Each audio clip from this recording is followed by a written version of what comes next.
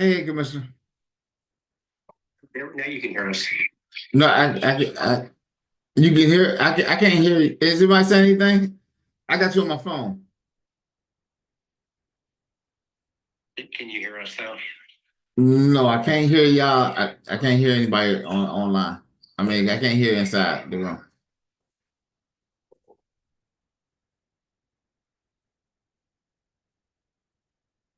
Hello, everyone.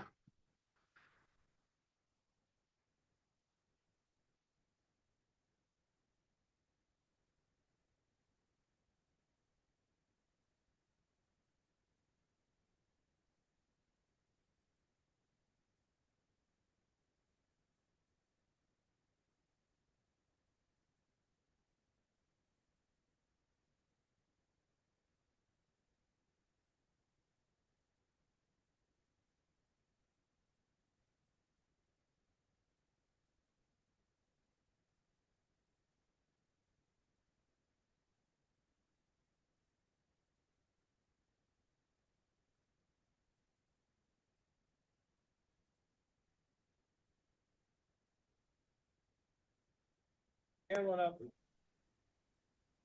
Somebody hear us? Oh, Judy, okay. Yeah. It's working. Yes, yes, we can hear. Okay, Push the magic button. wait, Anthony, you can hear us now, right? Put your thumb up. Yes, Yes. All right. thank Yeah, you. thanks, Judy, thanks. Georgia Bay said something changed back there?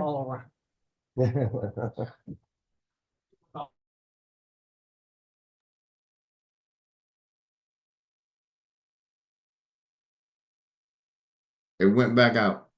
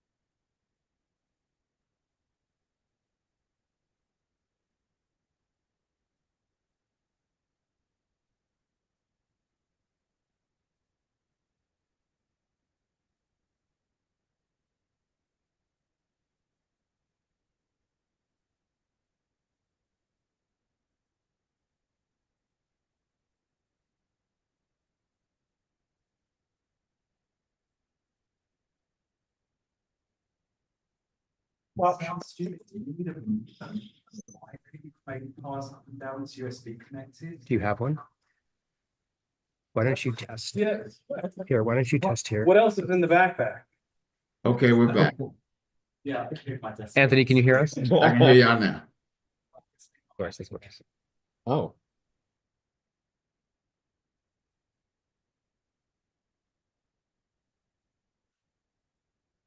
It's gone again.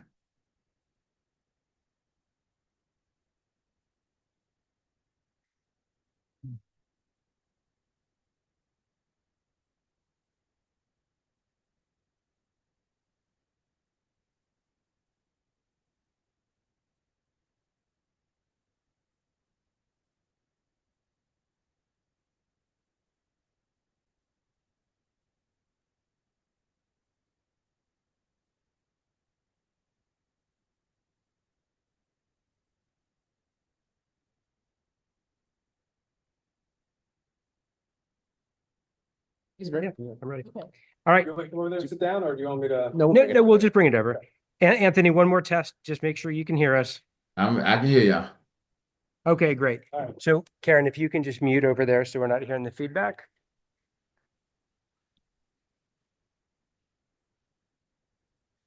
All right. I certainly hope that's stable enough. All right. We ready to launch? The audio works now. Sorry. I have to try next meeting. We're good. All right. I'll go ahead and condense some of my remarks so we can keep moving. Good evening, everyone. For those who may not know me, my name is Commander Michael Pulliam with the Metropolitan Police Department's 3rd District.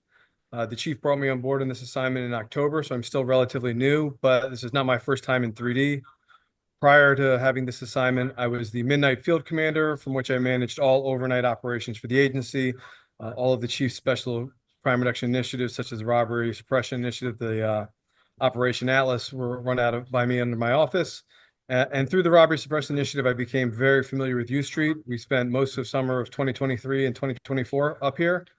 So I'm intimately familiar with the area up here and some of the challenges it poses. And I am looking forward to continuing. Oh man, that's way more distracting than I thought it would be. I am looking forward to getting into continuing some of the challenges here. I do have some condensed questions that were posed from the community and I think some of the commissioners, if we can jump right into those. Any objections? All right. What are the most important challenges I need to address in the 3rd District? Unfortunately, the biggest one is one that I don't have direct control over. It's staffing and personnel. We did a recent staffing audit comparing where our numbers are at 2024 from where we were in 2014. From 2014 to 2024, I have 150 less officers and sergeants at the 3rd District than I did at that time. And during that period, the ask of the agency has not shrank. So that is my number one challenge with that.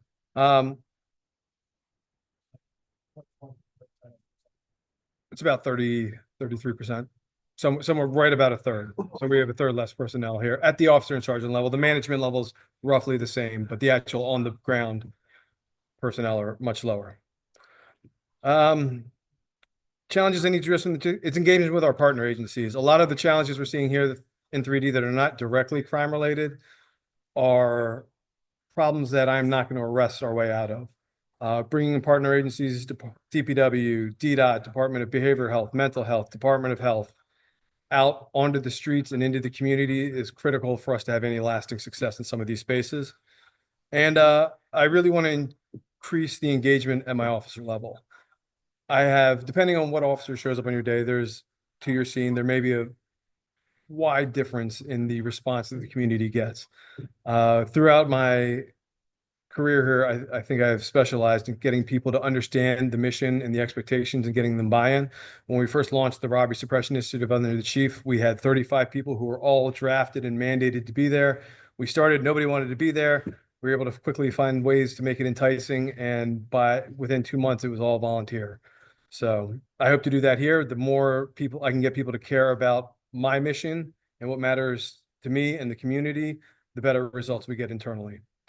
Our top priorities, going beyond challenges that I want to accomplish in my coming year. Really, it's increasing buy-in at the officer level. That is where I'm going to get the most bang for my buck. If I can get the officers to understand what we're doing and why we're doing it, I'm going to have more success with them, and I am going to get more out of the investment that the agency places in them. That's probably my top priority because I think it's the one that will give the greatest return, both at my level and out here in the community, because the nature of the beast is our staffing challenges are not going to change in the short term, and it is absolutely critical for me to maximize the output I get from my team at this point. What would my ask of the community be to help you address the challenges and priorities we've identified? Be vocal.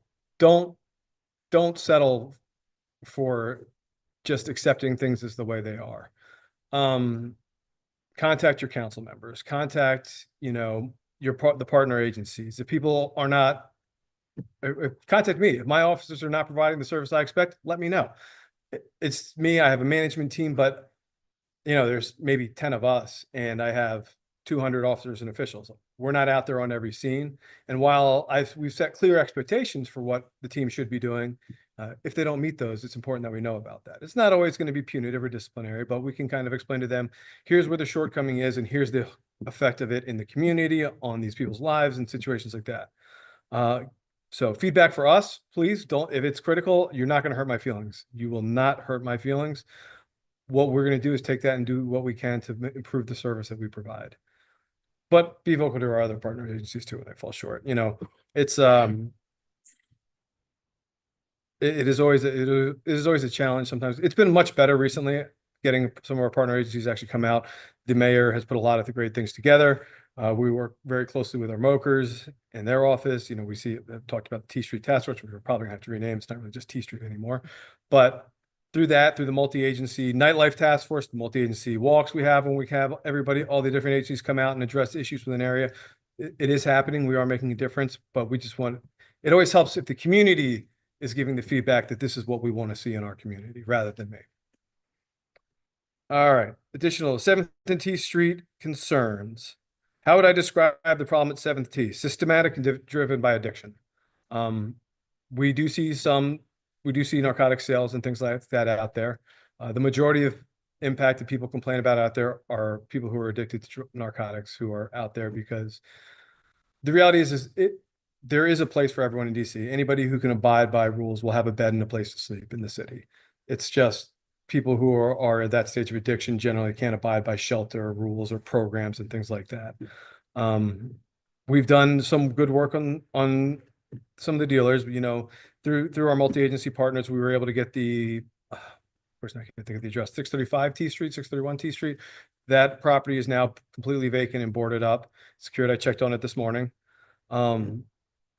Yeah, that is a problem that we're not going to arrest our way out of. We are going to continue to be down there and be disruptive.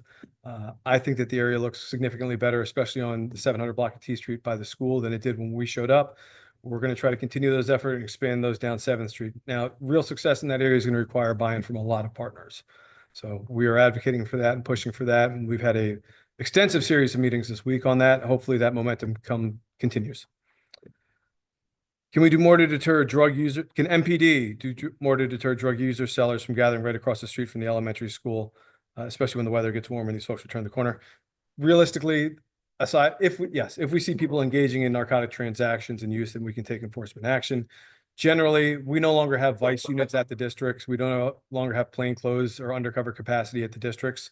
So generally, it's hard for us to catch them actually using or buying, because all of my team drives marked cruisers. We do have a centralized narcotic enforcement unit. We do request they do come around regularly, but it is one team that has to cover the entire city, so we don't get them as much as we would like. But the real thing that we can do is make them uncomfortable. When I was an officer back in 1D or a sergeant in 60, I used to carry a little chair with me in the back of my cruiser. As cool as I was, I quickly learned that people didn't want to hang out with me. So if there's a group loitering somewhere where I didn't want them to be and I couldn't lawfully order them to move because there's no anti-loitering law in DC, I threw up a chair, sit down, and start talking, and that usually did the trick. So it's not a solution. It's a temporary abatement, but if we discourage that activity in the area long enough, it will generally, I hate to say move, but the effect on the school and the community around there should be lessened. Are we making full use of the 5-day rolling free drug zones? Yes and no. We do them frequently. They're very frequently in the 17th Street area. They're very frequently over the 9th and U Street area as well. The one we didn't make full use of is we had one operating during the inauguration, which I kind of pushed back on just because I didn't have the personnel to effectively police and staff it at that point. That's the only reason when we really have it. Other than that, it gives us some important tools to use. We do it frequently. I'm sure you guys have seen the signs up there. But there are legal limits as to how often we can bring them into specified areas. These are not areas that I pick and designate. Our data analytics team has a set of criteria that they run and identify areas that may qualify for that, and then they send it up to the chief, and the chief makes the final decision. But we do use them frequently, and when we have the staffing to it, it's an important tool for us. If I could pass any law to help to ameliorate the situation at 7th and T, what would it be? That is a tough ask. I think really we would look for, I'm not sure a law is the way to fix that. It's tough. The drug zones are an important thing. So when we have our drug-free zones established, if we identify 2 or more people that we can quantitatively say are gathering in this area for the use, sale, or narcotics, then we do have a lawful mechanism to order them to move. It's the only times that we can lawfully order somebody off public space for behavior that is not immediately apparently criminal for us. We used to have the disorderly laws used to be different. Those have changed. They're not going to go back to the way they were. There's a big push for that. They were not found to be completely constitutional. So I would not advocate for that. Really, I think the expanded, if I had to pick one law, I would say something that would allow for the expanded mandated treatment of people who are in stages of addiction. It's really kind of a health issue, a public health issue.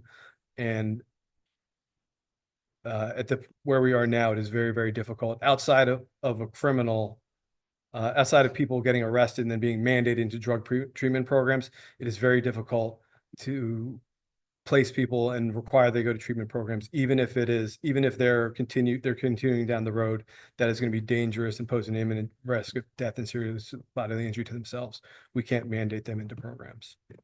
All right, that took longer than I thought. What communication has MPD or yourself had with the new U.S. Attorney General? The chief and the executive team do converse with the acting U.S. Attorney General. I do not, but they have met and they have talked. How will the new U.S. Attorney General impact MPD operations and policing? We're mostly bound by local laws.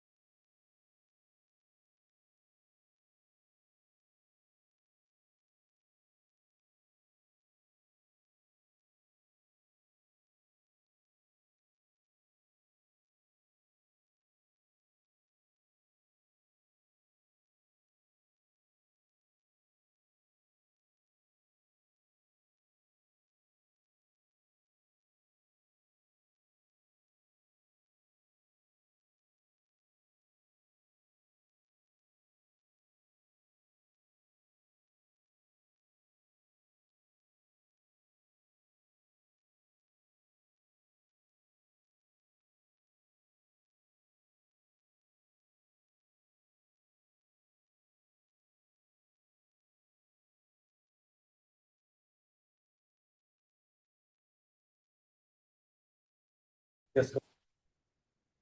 Ultimately, the faster we get mental health professionals into the equation, the better outcomes for folks. That's like universally the data has shown that. We do have some a core team program where during like the evenings to business out the evening, day work to evenings hours, where we identify we get most calls for people in mental health crisis. We do have some mental health professionals from the Department of Behavioral Health who co-deploy with an MPD officer and go to calls specifically for that. We would love to see that expanded more. We would love to see MPD taken out of the equation, especially in some of these nonviolent things.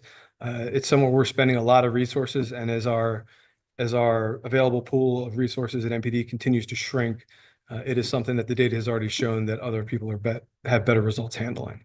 So we would like to see it expanded, and both within our agency and outside of our agency. That's it for my little questions. I would be happy to take any questions respectful of the time that you guys have or that anyone in the room has.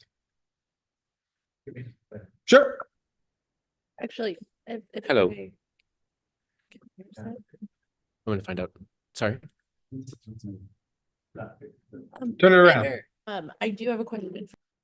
Again, there is apparently a helicopter circulating right now at 6:55 p.m. Why? We had a sounds of gunshots come out from the 1400 block of W Street Northwest. So far, we've found a shell casing. That's what I was on the radio right before I walked in here. No evidence that anybody was struck by it or no indication of property damage at this time. But helicopter was up and they came over to check it out for us. Yep. Anybody, anything else in the chat? I can't see it here. No, nothing at the moment. I'm assuming the audience can hear through this microphone. I'm just going to proceed as, actually, if you can ask. It is coming through here, so I do Coming believe through that. there. Wonderful. Thank you. Thank you for the microphone. Apologies to everyone again. The Wi-Fi is unstable in the building we're in, and the audio system isn't working. So it's really just a pileup of problems. Hopefully you can bear with us. We are trying to treat the situation with grace. Thank you all for joining us. If you have questions, please continue to add them in the Q&A. If anyone else at the dais has a question, I'm going to encourage you to come over here and use my microphone so that the online audience can hear as well. Yep. Okay.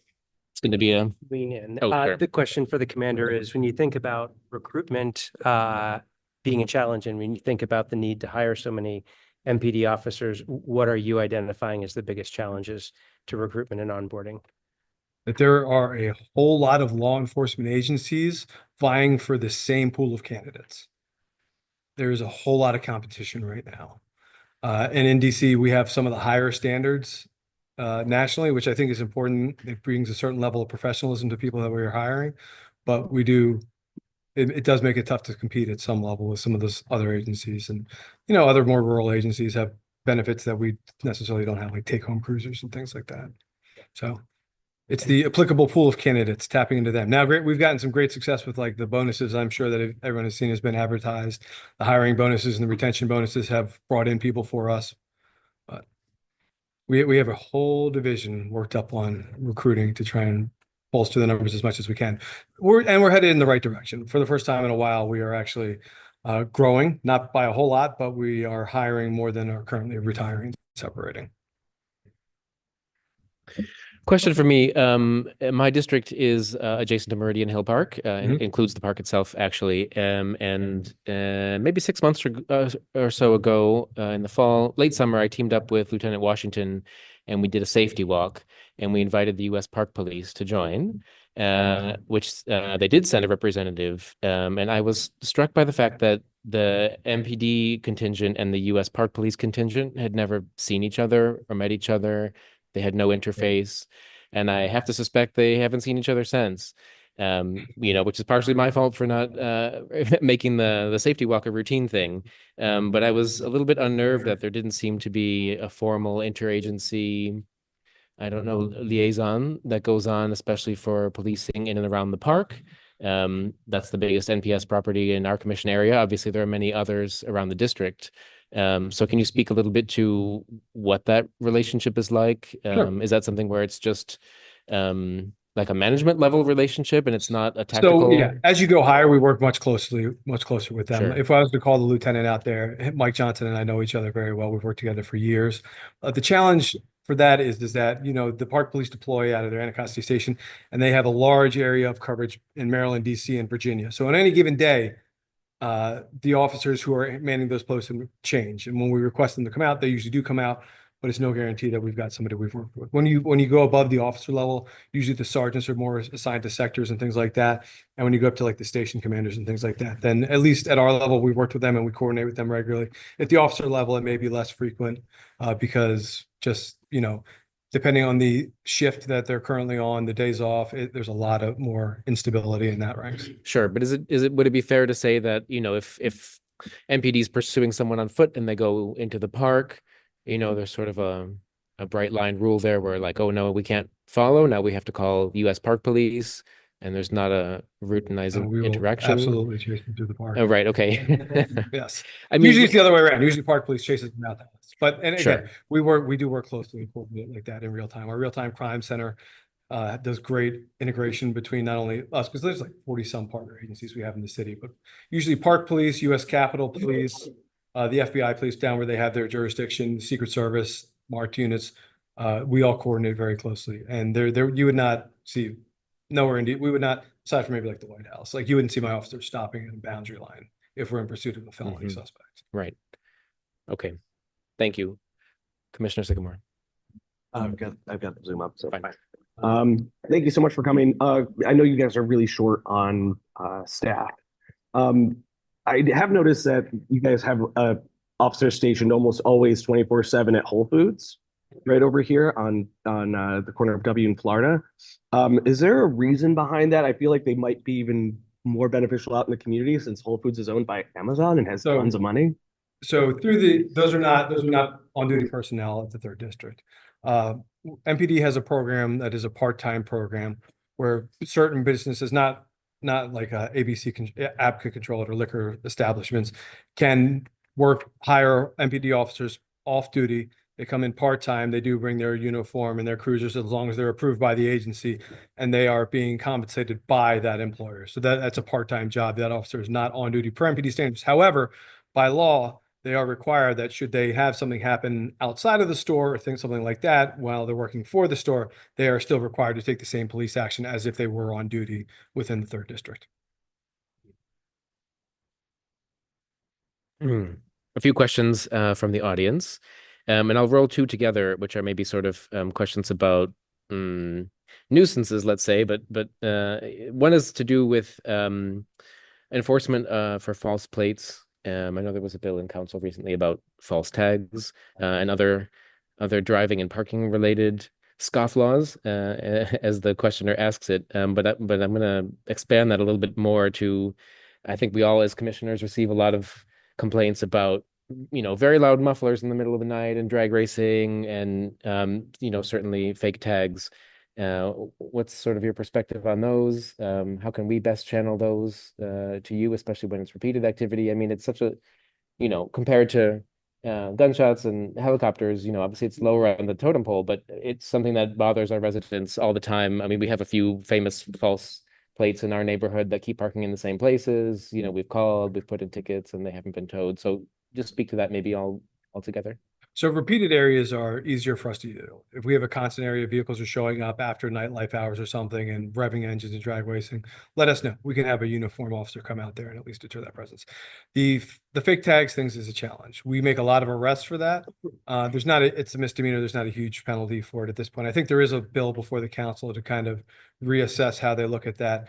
But and it's a challenge for us because a lot of these fake and fictitious plates or temp tags from other vehicles are turning up on stolen vehicles. Like we are still seeing an absolute explosion in the stolen Hyundais and Kias that are happening from the community.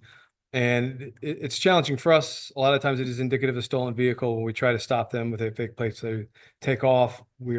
Unless we know that vehicle is involved in an ongoing spree of violence and poses a significant risk of death or serious bodily injury to the community, we are legally prohibited from pursuing those vehicles. So we get them when we can. We work with DPW. If you got somebody with bad tags coming in every day, chances are when we run the VIN, it's going to be one of those big DPW scofflaws with like $20,000 in tickets from Maryland. You can come in and seize those vehicles. DPW will come in and we'll work with them to ensure that their drivers and stuff are protected in case it's a hostile area. There are some blocks, I don't think in 1B, where we do work with DPW collaboratively to deploy ticket writers into those areas with MPD. And for the nighttime disturbances, the noises and that kind of thing, is that a 911 call, especially in a town that's really aware that OUC is not always optimally staffed? I don't think people are very skittish about calling 911 for something that's not So we always life or encourage death. people to call 911 if you have a concern. You may not always get the officer showing up in the response you want, but one of the biggest things they use to determine staffing and resource breakdown are calls for service. So if you guys are having a challenge in an area, the more calls for service, when they pull the data for that area, the more resources that ultimately will flow into that area. So continue to call. Noise at night at that point is difficult. It's usually only if it's above and beyond what the kind of the club level is. And noise enforcement is done by one of our partner agencies, and they are out with us as part of the nightlife task force usually, but they are usually engaged in challenges within the ABCA establishments, such as bad permits and serving after hours and things like that. So noise enforcement during club zone and nightlife hours is a challenge. After that, once we get that shut down, we do pick up noise at night again a lot better. But I mean, even away from nightlife zones, like we have a persistent issue along Meridian Hill Park, right on 15th Street up the hill, with lots of, I don't know if it's drag racing technically, right, but a lot of like driving very rapidly up the hill, all hours of the night. It's a repeated thing. that's not going to fall under Nightlife Task Force, right? No, that That's wouldn't. That if you send me an email with that, we do have traffic vehicles, an idea of when it is. We can't be out there all the time, but I can get you in touch with our sector captain and we will get a deployment. Sure. Thank you. Another audience question, maybe the final one. Do you have one as well? Just quickly to piggyback off yours, I'm gonna use this computer. Yeah, similarly, like I've called the non-emergency line and they've told me it's not a crime and they can't do anything about it when there's a car that's like repeatedly circling the block, very loud, obviously has no muffler. So are you saying a call to 911 is better to get something on that and to log that and to get more attention to that? Either one will count as a call for service. Okay. It is interesting that they said they're not going to send an officer out. That's They said literally they couldn't do anything. So one of the yeah. challenges we have is Yeah. that, OUC is a partner agency, and while we can make suggestions and recommendations, they do not answer the Metropolitan Police Department. Yeah. Thank you, Commissioner. Final one then from the audience, I think, and it's falls a little bit outside of our commission area, but we're all very well aware of it. Very open-ended question. What's the plan for youth criminal activity in Columbia Heights? Maybe you could expand that a little bit to speak about Columbia Heights Plaza generally and maybe violence interruption, your Sure. opinion on the programs that have been. So we have been working closely with the council members' offices. There was the new violence interrupter contract was just awarded to Reverend Judy. Her team is just getting out on the ground, but they have a lot of credibility up in Columbia Heights Village. Speaking specifically to Columbia Heights, we saw a significant increase in robberies in that area from the end of December through probably about mid-January. Since then, we have made 2 arrests of known perpetrators in that. We have identified at least one more who we have an active warrant out and we're out looking for.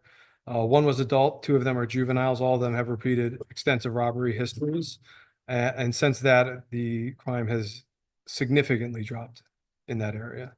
So if the question is more about what happened in December and January, we had a little spree running. We've identified all of them. We have 2 in custody. We still have 1 outstanding. Thank you very much for that. Any final quick? All right. You want to do one real quick? Please go ahead. See if you can hear me. I just wanted to ask you, I know currently we're not. Hold on, Alan. I can repeat the question too, if that just helps. There you go. Oh. Thank you. Sorry. So I was appreciative of what you said earlier about not interfering with some of the people that are concerned with the illegal, people being in the city, that their concerns. And I'm being asked that question, they're like, what's going to happen to my friends or whatever it may be.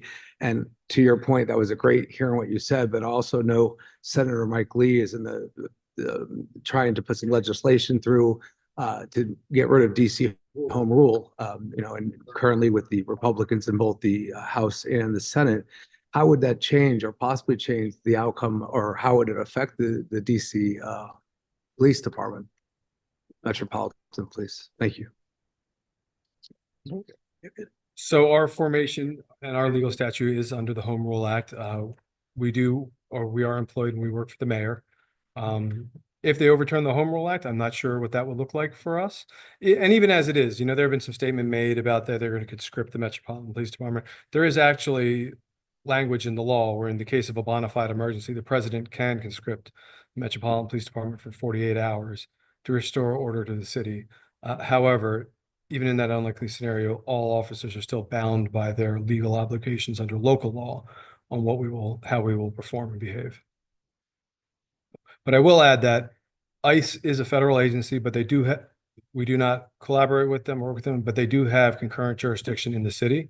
They may do their own enforcement in the city, and we would not be a part of that, but we would not be able to interfere with that.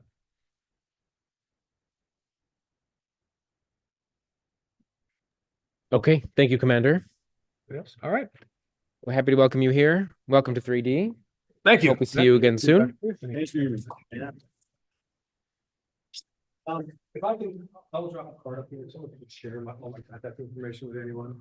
In the event, unfortunately, I've been mostly checked out from my meetings this weekend. Karen, back there, she can put it right in the chat for everyone. In the chat. Thank you all. Thank you. Thank you. As you can all see online, the commander's left his contact information with our admin consultant. She'll put it in the chat for anyone who wants to follow up with additional questions or comments. And with that, we can finally, belatedly, and once again with gratitude for everyone's patience, move into our formal meeting. Secretary Fay, as you are able, Can you please call the roll? Let's do it. Commissioner Hanrahan. Vice Chair Harris. Commissioner Holden. Chair Trindade Duramo. Present. Commissioner Kensick. No, I'm just kidding. Here. Commissioner Levin Strauss. Commissioner Sycamore. Present. Commissioner Barrio. Here. Commissioner Fay is present. We are all accounted for, Chair. All right, 9 of 9, we have a quorum. The first item on the agenda, of course, is the approval of the agenda, as always. For new commissioners, anything that's not on the draft agenda that's sent out 7 days in advance needs to be approved formally in this first step at each commission meeting. That's why we have a sort of formal approval of the agenda. So do I hear a motion to approve the agenda? I move that we approve tonight's agenda. Is there a second? Second. Without objection, the agenda is adopted. And another technical step that we do at the beginning of each meeting is approving the prior meeting minutes. In your agenda packet, you have the draft minutes from the January meeting. You do have the responsibility of going through them and correcting anything that maybe you were misquoted as saying, or a vote tally that was incorrect. Do I hear a motion to approve the January meeting minutes? I motion to approve the meeting minutes in January. Well, thank you, Commissioner Sycamore. Is there a second? Second. Without objection, the prior meeting minutes are approved. And normally we move into committee reports. As we all know, the commission does not have any committees at the present. Committees do not meet in January because the committee chairs are appointed at this meeting in February. So you will hear committee reports again in March after all the committees have met later this month. With that being said, we'll move right into the appointment of committee chairs. Do I have a list of committees? I do. The commission has 6 committees. They are the workhorses of the commission. They draft our resolutions. They debate policy. They're great fun. If you've been attuned to any of our communications in the past few weeks, our newsletter and our website, you will know that we are recruiting for our committees. I have set a goal for each committee to have 10 members this year in order to represent the breadth and depth of Commission 1B. If you are attending and you have not yet submitted the interest form for joining one of our 6 committees or multiple, you are certainly welcome to sit on 2 or 3 committees if you're an overachiever. Please go to our website, anc1b.org. There are copious links all over the place encouraging community members to get involved with our committees. They each meet once a month. It's a good time. It's a less formal meeting structure than we're doing here today, so more casual. And again, it really is a place to get involved and help guide our policy in all the different areas that we work for the community. So, speaking of the elections, we'll go through one by one. I do want to quickly note we received many qualified applicants for the chair positions. We are all very grateful for the community's interest. It's wonderful to see people interested in stepping up and taking leadership positions here in the commission.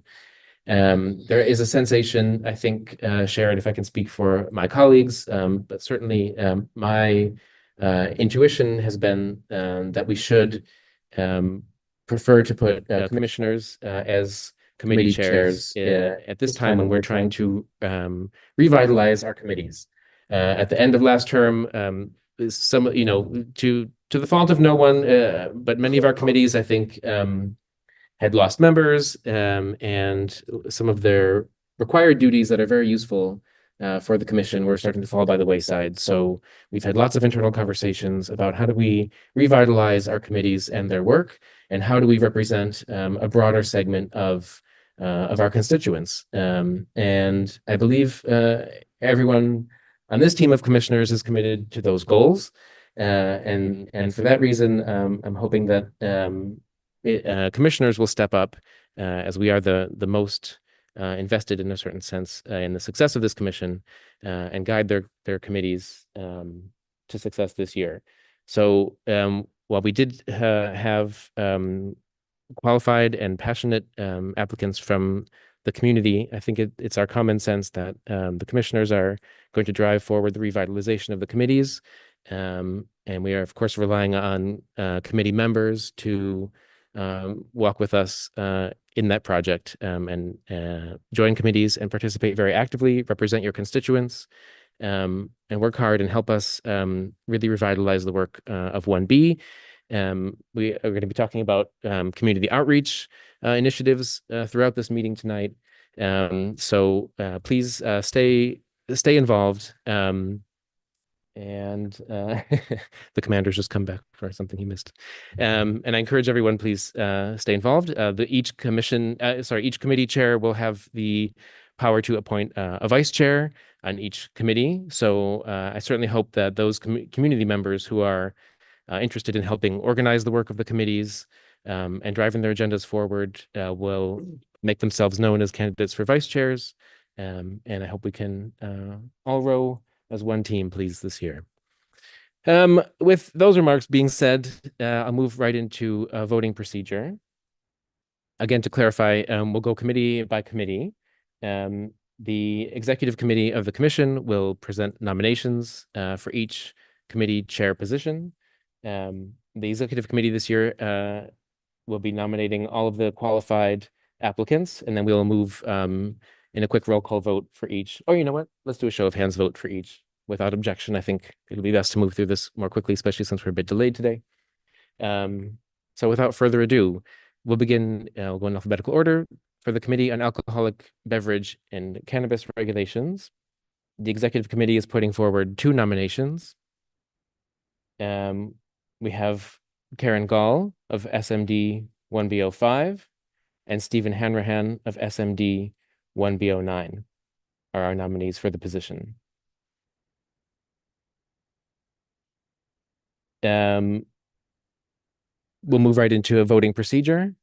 It'll be a show of hands by the commissioners. All those in favor of Stephen Hanrahan for the position of Chair of the Alcoholic Beverage and Cannabis Regulations Committee, please raise your hand. It's not immodest. You may indeed. And all those in favor of Karen Gall for Chair of the Committee on Alcoholic Beverage and Cannabis Regulations Committee, please raise your hands. I count 9 votes in favor of Stephen Hanrahan. The secretary, please confirm the count. That is correct. Okay. Yes. Yes.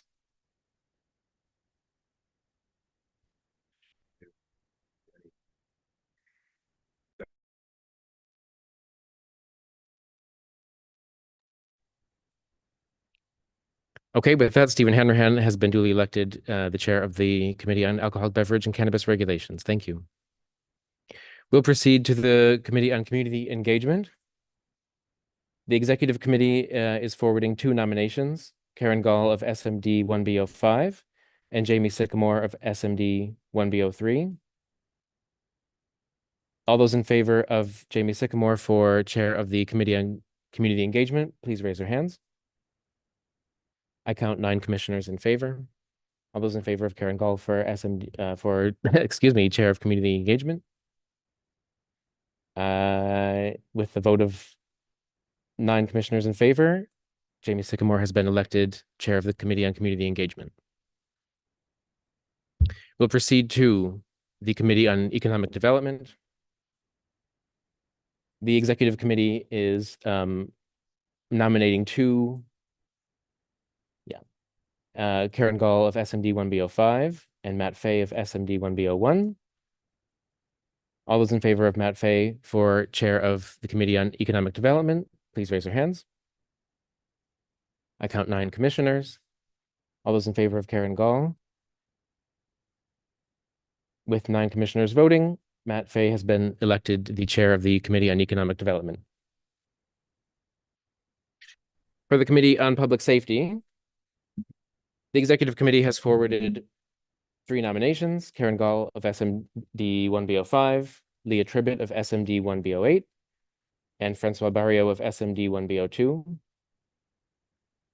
All those in favor of Francois Barrio for chair of the Committee on Public Safety, please raise their hands. I count 9 commissioners. I think I'll dispense with the rest. Is that fair? Francois Barrio has been elected the chair of the Committee on Public Safety. For the Committee on Transportation, Parks, and Public Space, the Executive Committee has forwarded one nomination, Matthew Holden of SMD 1B07. All those in favor of Matthew Holden for chair of the Transportation, Parks, and Public Space Committee, please raise your hands. I count 9 commissioners. Matthew Holden has been elected the chair of the Committee on Transportation, Parks, and Public Space. And finally, we have the Committee on Zoning, Preservation, and Development. The Executive Committee has forwarded 2 nominations, Christian Brandt of SMD 1B06 and Alan Kenzick of SMD 1B05. All those in favor of Alan Kenzick for chair of the Committee on Zoning, Preservation, and Development, please raise your hands. I count 9 commissioners. Alan Kenzick has been elected the chair of the Committee on Zoning, Preservation, and Development. I'm sorry. Christian, who's my neighbor, is going to yell at me. All those in favor of Christian Brandt for chair of the Committee on Zoning, Preservation, and Development. With 9 commissioners voting, Alan Kenzick has been elected the chair of the Committee on Zoning, Preservation, and Development. Thank you, Secretary Fay, for your assistance with the multiple screens. Our committee chairs having been elected, I remind the incoming committee chairs that later in the agenda, in the administrative section, they should be prepared to announce the first committee meeting, their February committee meeting. It is strongly encouraged that committees continue on the traditional cycle, the previous rhythm of meetings. So to the extent possible, please, if you're able to, schedule following the normal cycle, just so that existing or returning committee members are likely to be able to attend. We'll get to that in maybe 20 or 30 minutes, so you have a few minutes to check your own calendars. And I am encouraging the incoming committee chairs, please, to only schedule the February committee meeting. Per our SOPs, it's at the first committee meeting of the calendar year that the agenda, that the recurring schedule should be set. So we'll just designate the February meetings for now, and then once you have all your committee members together at your first meeting of the year, you can agree on the standing rhythm going forward. That business being dispensed with, we're moving to Executive Council Member, Commissioner, and Community announcements. Longtime fans of the show will notice that we've moved up the announcement section of the agenda a little bit earlier. We had a common sensation that our much beleaguered friends from the Office of the Council Member and Mokers had to wait until 9 or 10 p.m. to give their presentations on busy agenda nights. So we've advanced this part of the agenda to hopefully make it more convenient for them. We do have David Meny from the Office of Councilmember Brianne Nadeau joining us. Again, because of our audio issues, I'm not entirely sure we're going to be able to hear. I think it'll only be from our individual laptop speakers. So if you're on Zoom, if you could please turn your speaker up a little bit and share for everyone else on the dais and in the room here with us today. Karen and Raisa, do we have David as a panelist?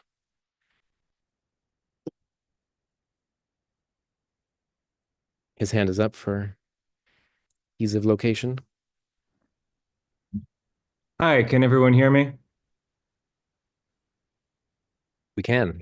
Okay, great. I can see you very well. So if you need to wave your hands or jump up and down, tell me to stop. I think we have a speaker here, so whoever has it up, maybe you. Yeah. There you go. Why is it not coming out of our laptops though? Turn your sound up. It's up. Just a moment. Sure. Oh, can you turn yours on? You're gonna have to mute yourself. David, can you try again? Oh, Yeah, testing. How's that? who is it? Who is it?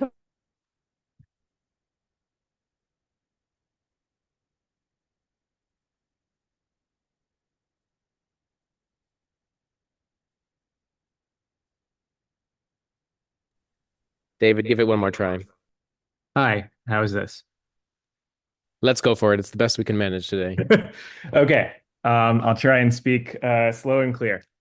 So thank you, Chair and Commissioners. Really happy to be with you. I'm sorry I couldn't be there in person. I would love to be. I have a small outpatient procedure I'm recovering from, so I hope to make it next time. But I'll just give some brief updates on what's in front of the council right now and some highlights of legislation that the council member has introduced, and then I can be available for questions. Actually, before I do that or go to our regular updates, I did want to add a response to a couple of things that came up with the commander earlier. So there was a question about enforcement of fraudulent vehicle tags. And I'm pleased to say that the legislation that Councilmember Nadeau introduced and then moved through her committee passed at the end of last council period. It's now in the congressional review period, which we don't anticipate being a problem. We're very excited about that. I know there was a lot of support for moving that. There's a lot that is contained in the bill as it was marked up. But just some highlights, I think on the fake tags piece, it creates a new legal category of unidentifiable vehicles. So that's anything with, I mean, even a missing tag, something that's clearly fraudulent, vehicles with covers that obscure tags or, you know, the license covers, that sort of thing. And the new enforcement mechanism for that is that they become immediately eligible for impoundment, because the current system is that they would need to unpaid tickets, but that's sometimes hard to do with vehicles like that. On top of that, though, the bill includes a full modernization of the code section on parking enforcement, which was long overdue, and that also will help to prioritize DPW's resources on that. There are a lot of other components. Happy to talk more about it if there are questions, but wanted to make sure that was known. And then quickly on vehicle noise, this has not been reintroduced for this council period, I don't believe, but Councilmember Nadeau joined Councilmember Pinto on the Vehicular Noise Reduction Act, which proposed to add more enforcement mechanisms for, you know, modified vehicles that are especially loud. It's sort of up to Councilmember Pinto whether that'll be reintroed, but just wanted to flag that that's out there. And then what I think may also help with that is another piece of legislation that Councilmember Nadeau was able to get passed at the end of last year, which is the carriers for hire legislation, or food and parcel delivery. So that gives the Department of For Hire Vehicles, which has oversight of, you know, ride-hailing services, taxis, makes permanent their oversight of delivery as well. And that bill also includes some provisions to encourage delivery modes to shift more towards smaller, sustainable, and quieter vehicles, actually. You know, the more deliveries we can get by e-bike or, you know, electric vehicles, the better. So that may also help address some of the common vehicle noise we're seeing from the increase in mopeds. So just wanted to speak to those two things just because they dovetailed well with some recent updates. So to our regularly scheduled updates here, the council is now in full swing on performance oversight season that comes this time every year. You know, holding district agencies accountable is one of council's primary responsibilities and one of the council members' key priorities. You know, these hearings give council the opportunity to ask tougher questions about the work the agencies are doing, unpack their implementation of what may have been funded in the budget for this year, and making sure they're delivering for district residents. I think that's especially important in the Public Works and Operations Committee that she chairs, just because of how on the ground those services are day to day. So for folks tuning in, we strongly encourage anyone to come testify before any committee, not just hers. So, residents often know how these programs work best or don't. And so it's always important to hear from people. So you can do that by going to the hearing management system. It's I can maybe put a link in the chat on that. But there's a fairly new portal where it streamlines signing up for hearings. So far, the Public Works and Operations Committee that Councilmember Nadeau chairs has had now 3 performance oversight hearings. The first was Department of Licensing and Consumer Protection, where they talked quite a bit about protections for renters through greater transparency on LLCs and corporate owners of buildings. And the council member really challenged the agency to explain and work through the slow process of implementing the street vendor law that was passed a couple of years ago. After that, there was a hearing on the Mayor's Office of LGBTQ Affairs, Office of Religious Affairs, and Office of Veterans Affairs. A lot of that hearing talked about plans for World Pride 2025, that the Mayor's Office is, has a key role in planning, and got feedback on grant support for communities. I believe they also discussed the new center that is opening or is in the works in ANC 1B as well. Today also was the hearing on the Office of Administrative Hearings. I do not have a full readout on that yet, but I can say that's actually one of the more quietly important hearings that she holds, because almost everything that an agency does on the ground, issuing a citation, decisions made that affect licenses, all that at some point can land at the Office of Administrative Hearings. So it's really important for that to work well. Upcoming, we have on Tuesday, February 11th, the Department of Public Works. However, asterisk on that, we may need to modify that since we are predicted to get 6 inches of snow on the day that the agency responsible for clearing the snow would have a hearing. So stay tuned on that. But also next week on February 12th is the Contract Appeals Board and the Office of Human Rights. On February 13th, it's the Chief Technology Officer and the Office of Risk Management. And on February 26th, it's the Office of Contracting and Procurement and the Department of For-Hire Vehicles. Schedule and details on those hearings in our committee can be found on the council members' website as well. So a couple other updates. I think this was mentioned a little earlier, but I think we got some pretty good news for violence prevention and public safety in Ward 1 with Intercity Collaborative being awarded the new contract to expand violence interruption services in Ward 1. They've been doing great work here already, and they were the org that was tapped by the Attorney General to run the Cure the Streets program.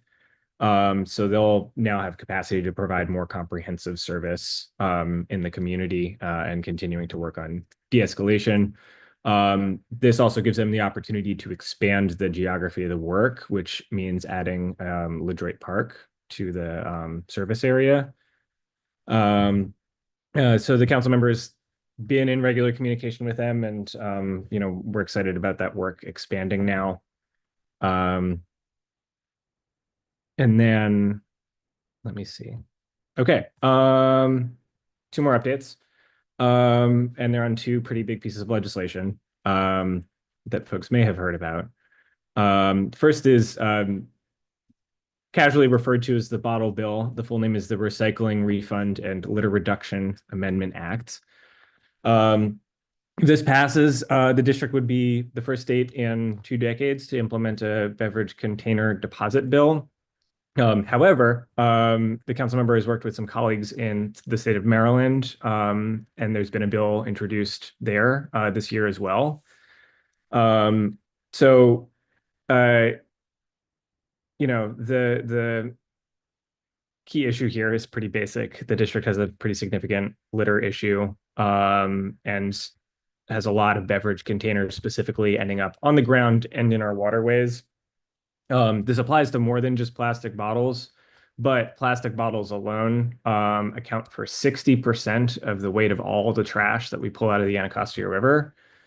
And even when containers are getting into recycling bins, a lot of times they are still going to landfill for various reasons. Sometimes they contaminate or they're contaminated in the recycling stream, or there's other sort of issues along that chain. And that's something we want to try to avoid as much as possible. So the bill establishes a beverage container deposit program in the district. Retailers would collect a 10-cent deposit on every beverage container. That excludes dairy, infant formula, and medications. And then customers can return their bottles and cans to a store, a redemption center. They call them reverse vending machines. The bill aims to have return opportunities in as many places as possible. So people can do it, as they're walking around, throughout their daily business. Very small retail stores, less than 2,000 square feet. Your corner mom and pop shops would not be required to accept returns, although, there is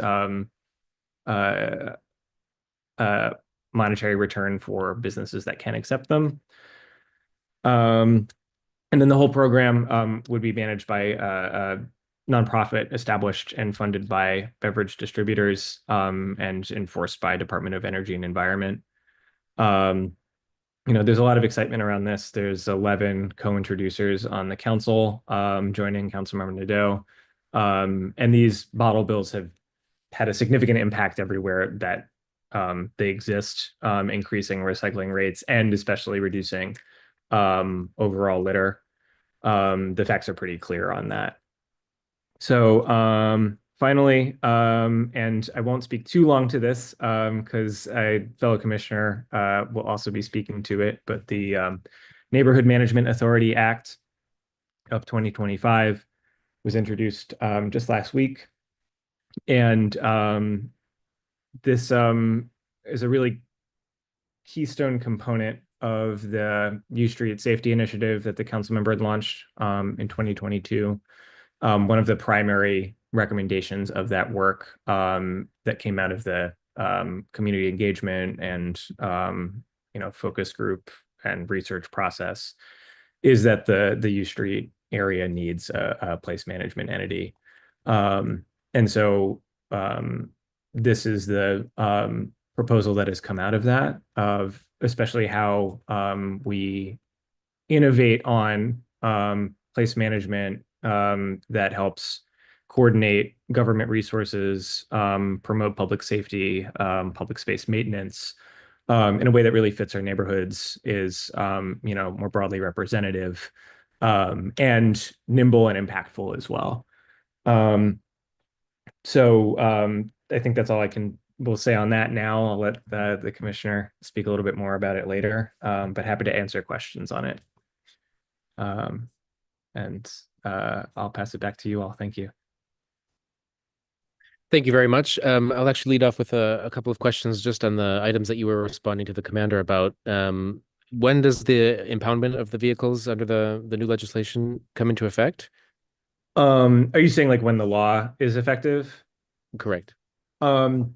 So the provisions, the sections of the law that outline this, the impoundment eligibility that I was talking about of like unidentifiable vehicles, that is not subject to appropriations. So that can go into effect basically as soon as it becomes law after it passes congressional review. That gives DPW the authority to do that. They may need to do a bit of scaling up of how that work happens. There will need to be staff training. There may need to be executive regulations issued around that. So while I can say with confidence the law will be effective very soon, the implementation of it may still take a little longer. Sure, thank you. And the vehicular noise bill you said that would be up to Councilmember Pinto to reintroduce that, but I imagine our Councilmember Nadeau would continue to be supportive of that. Have they had any conversations about it in the new term? It's come up only in passing, really. I think a lot of offices are still working on either deciding on what they want to reintroduce for this new council period or making modifications to it. But yeah, Councilmember Nadeau was, I think, actually the only co-introducer on that in 2023, which personally I found a little surprising. But you know, I think if it were in the same form, she would continue to support it. Okay, thank you. Are there commissioners with questions for the council member's office? 2 quick questions, but I'll ask one to start. Sure. David, hey, thanks for being here. The question is, parking, the performance parking initiative has been live now for a little over a month. Mhm. Have you gotten a report at this point on the performance of the performance parking initiative? How much revenue has that program generated in the first 30 days? Do you have those numbers? And if not, when are you expecting to get those numbers?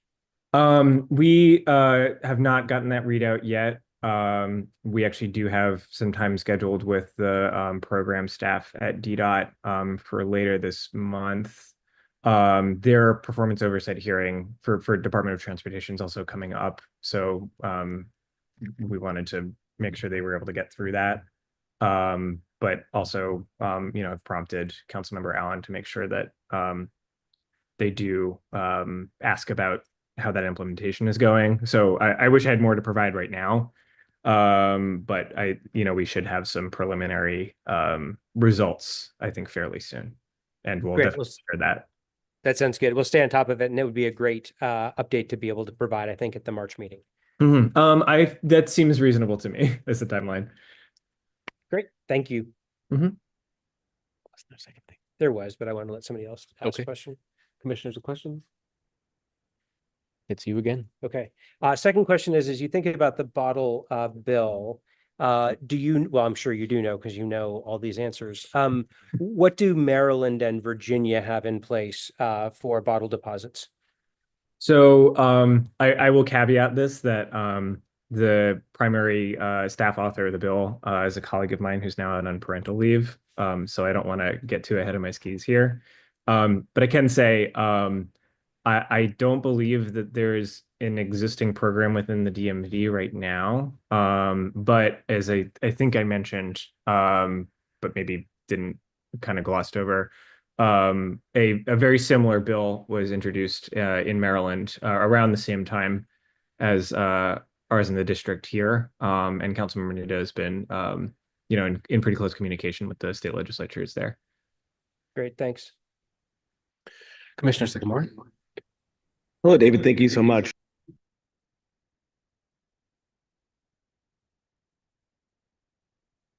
Online, yeah, that's fine. Go ahead. Thanks so much for doing this. Being from New York State, this bottle program is absolutely fantastic. We've had it for the better part of 30 years, so I'm really excited to see this up and running. Just really simple question. Are you going to be doing the council members updates from now on? And are you our point person from now on? Because I've been pretty much talking to Nicole for a long time, so I just was wondering, are you the new person? Yeah, I can say yes to both. We're working out some new staff assignments on meetings, but I raised my hand for 1B with enthusiasm. So, you know, happy to be joining you all more frequently. Say more nice things about us. I'll have to parcel them out. Well, great. We look forward to it. Anything else for Mr. Manny before we cut him loose? Okay, wonderful. Thank you all. Thank you, David. Okay, I'll hang on for a while. So I may be here if things come up. Wonderful. Thank you. Mhm. Next, we'll turn to Anthony Robertson. Hello. Good evening, everyone. How Take y'all it away. doing? Can y'all hear me? Yep. All right. First I'd like to always start off just thanking y'all for everything that y'all do. And just, for the record, I'm happy we did get moved up, but I always stay for 1B anyway. So thank you for that. I do have some announcements. Tomorrow, starting at noon, from noon to midnight, DC Health Links it's the last day for enrollment for insurance. So, and it will be at Ben's Chili Bowl from 12 noon to 12 midnight. So, spread the word for anybody that doesn't have insurance, that needs health insurance to come. And what it's called is, let me see, I'm dropping it in the chat. Um, Enroll at the bowl. That's what they're calling it. Uh, so that's tomorrow from 12 noon to 12 midnight. Also, in Ward One this weekend in Parkview, we'll be hosting a roll off and also doing a cleanup, and that will be on Saturday from 10 a.m. till 2 p.m. Weather permitting, bring out anything, whether it's flat screens, refrigerators, whatever you have big that you want to dump, bulk items, please bring them out and dump them. And we will also be doing a cleanup, and just want to touch on that part as far as the cleanups.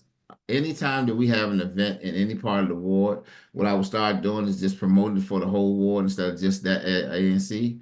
So if y'all have something, when I go to these meetings, I will make sure that I promote it to get the ward involved. Also, we've been having a few meetings about this T Street Task Force. As you notice, you've probably seen a difference on T Street, but it's also probably causing other problems, throughout the water as we break this stuff up. So just bear with us as we try to put, pressure and try to get these issues resolved. And last but not least, as always, if you have a concern or a constituent have a concern that you need help with, I believe that trees was one of the Christmas trees that was left over. If y'all have them in your SMDs, please reach out and I will connect you to MPD. And any other issues that is in the ward that we can help with at the mayor's office, please feel free to reach out. That is it for the mayor's office as now. Any questions? Anything? Commissioner Sycamore? Anthony, can you hear me? Yes, sir. All right, thank you so much for coming again. So I know there are provisions for life-changing events when it comes to signups for health insurance. But for those federal workers and other nonprofit employees who are impacted by the federal cuts, shutdowns, and buyouts, will they be qualifying for sign up for DC Health Link outside of the enrollment dates? That is a good question. I don't know the answer to that. I will have to follow up. I'll have to circle back with you just to make sure I don't give you the right answer. 'Cause I'm not And sure. Anthony, you should definitely check because my answer is only a basic one, which is anytime you lose coverage, that's considered a life event, and the life event then resets your period. And typically, you have 60 days from a major life event to be able to enroll. Oh, They aren't losing coverage till September 30th. There you go. Oh, okay. that's what I'm talking about, teamwork. Well, thank you, everyone. We all pull together, Anthony. That's what I'm talking about. 1B. Anyone else question for We've Anthony? got a couple of questions coming in online. One question is related to how are we going to be getting this word out, given that the enrollment is this weekend and folks are hearing about it today. Good question. Anthony, what else are you all doing to promote it? And I think for our part, we will include it in a newsletter that goes out to our substantial mailing list. And we'll get that out probably first thing tomorrow morning. But Anthony, what else is being done to promote the Enroll at the Bowl event? Enroll at the bowl event. So it's tomorrow. So tomorrow's the last day. So right now, this is the push that I think we've been out for our social media. DC Health Leagues they have been doing a blitz about this do the whole enrollment. So this is like the final push just to get everybody out for the last day. Okay, great. The second question is, I don't think I knew about this, but it sounds exciting. When will the winners of the vouchers for the e-bike incentive program be announced? Is that a program from the mayor's office? Yes, let me, I'm gonna have to circle back with you on that, Mr. Matt. I'm not sure. That's DDOT? Oh. DOE. Okay, got it. Okay, 'cause I still try to find out, so I can still reach out to and find out who it is and when the winner's going. Oh, there's one thing before I went to your friends. I have one more thing though before. Go ahead. Any more questions? No, sorry, let me just comment on the growing teamwork with audience participation at this point, showing that we really are stronger together. Definitely. The voucher program is through the Department of Energy and the Environment. It sounds like that voucher lottery is still ongoing, but we will dig into it and include that in the newsletter as well. Yes. Sounds like we got some work to do, but we will get answers out. It's open until the 21st on Perfect. Okay. on DDOT. Applications are still open. Yeah. Okay, great. So applications. Go ahead, Chris. The roll-off location, Anthony, can you give kind of a cross street? Yes, it is Water Street and Oaks and Parkview. Great. It's right there at the Parkview Recreation Center in the school. And there aren't restrictions on what you can bring. I mean, you're making it sound like you can take any bulk items of any kind. If you can fit it in the truck or car and get it there, we gonna get it up in there. All right, great. And sorry, we also have a question in the chat, which is not really for you. It's for us. How do we sign up for the Ward 1? Oh, how do we sign up for the Ward 1 newsletter? Yeah. I thought they meant our newsletter. No, Do they you mean said- our newsletter? Yeah. Oh, wait, did you mean the 1B newsletter? Well, the 1B newsletter, which is excellent reading, let me tell you. You can sign up at anc1b.org. Up in the upper right corner, there's a tab that says newsletter.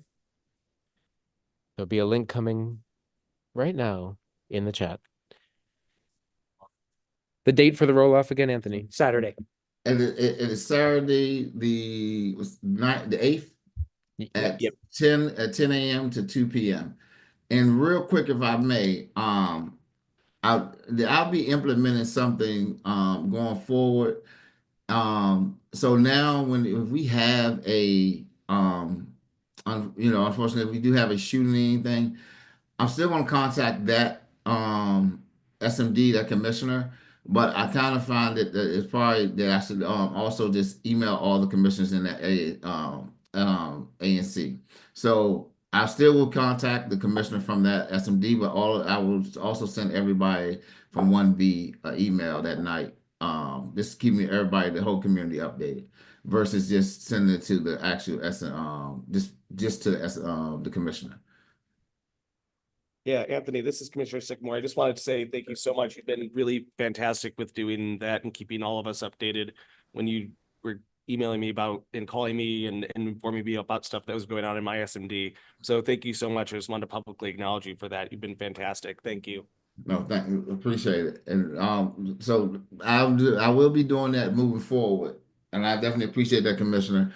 And yeah, I didn't want to leave that out. So even if it's not in your SMD, if it's in 1B, you will receive an update as to what's going on. Wonderful. Thank you very much. Thank you, Anthony. Always nice to hear from you. All right. Thank y'all and enjoy. Thank you. With that, we can move into commissioner announcements. I have had some meetings with Secretary Fay and Karen about workflow. So you will notice on your agendas that there are now speaking times for these announcement sections, trying to keep us concise and to the point. So the timer may be a little bit challenging today as we don't have a common screen. Oh, okay. Secretary Fay is going to have his phone. We'll do a soft 2 minutes on the commissioner announcements. These will also be the case, by the way, for the committee reports, just to make sure that we're not bleeding too late into the night. So first among the commissioner announcements, Commissioner Fay, the proposals for the Neighborhood Management Authority and Business Improvement District for U Street. Yeah. Starting my timer now. So for those of you who attended the January meeting, oh, nicely done, whoever put that up. Thank you, Rayson. Excellent. For those of you who attended the January meeting, David Benny from the council member's office already presented on the Neighborhood Management Authority. That was presented to the Economic Development Committee at their December meeting, December 2024. Commissioner Trindade Duramo and I had an opportunity to talk with David about some of the questions that had been raised in the early part of January, and understand that the purpose of submitting the NMA bill was to start the process of getting feedback and community input. So, David assured us that that submitting the bill for consideration got the process started, but by no means shut down further conversation and feedback. The Economic Development Committee, now that it is reformed for this term and for this year, is going to be prioritizing soliciting both resident and business feedback on the Neighborhood Management Authority so that we can continue to carry feedback back to David, the council member's office, and to this commission. There is also wanted to, publicly share an effort to establish a business improvement district, a more kind of traditional method or mode, and that process is also ongoing. We are in contact with the folks who have started those discussions, and anticipate that when we meet for the Economic Development Committee meeting at the end of February, we will have a discussion both on the bid and on the NMA, opportunity for community questions, feedback, input, and guidance as we go forward. And I know David's going to be part of those conversations, so look forward to having him involved in that going forward. And in fact, his hand is up right now. So David, if you want to come off mute. Is he still a panelist? Yeah, I didn't want to interject, so if you have more, I can speak at the end. My 2 minutes were up, but I'm going to put you on 2 minutes. Okay. Well, no, just thank you so much, Commissioner. And just want to reiterate what you said, that the bill has been introduced, but we see that more as a beginning of the process of inputting and engagement rather than, any train leaving the station here. It's important that it be before council so that it can get a hearing and have that opportunity for feedback. And also, this is an extremely important priority to the council member, making sure U Street and Columbia Heights, which has its own authority that's defined in the bill, have the resources they need. And so therefore, we want to make sure that it has a clear space on the docket for these busy committees that it's referred to. So, happy to coordinate and come back to the full ANC to do, some longer, more in-depth discussion of this, and, work with your other committees as well.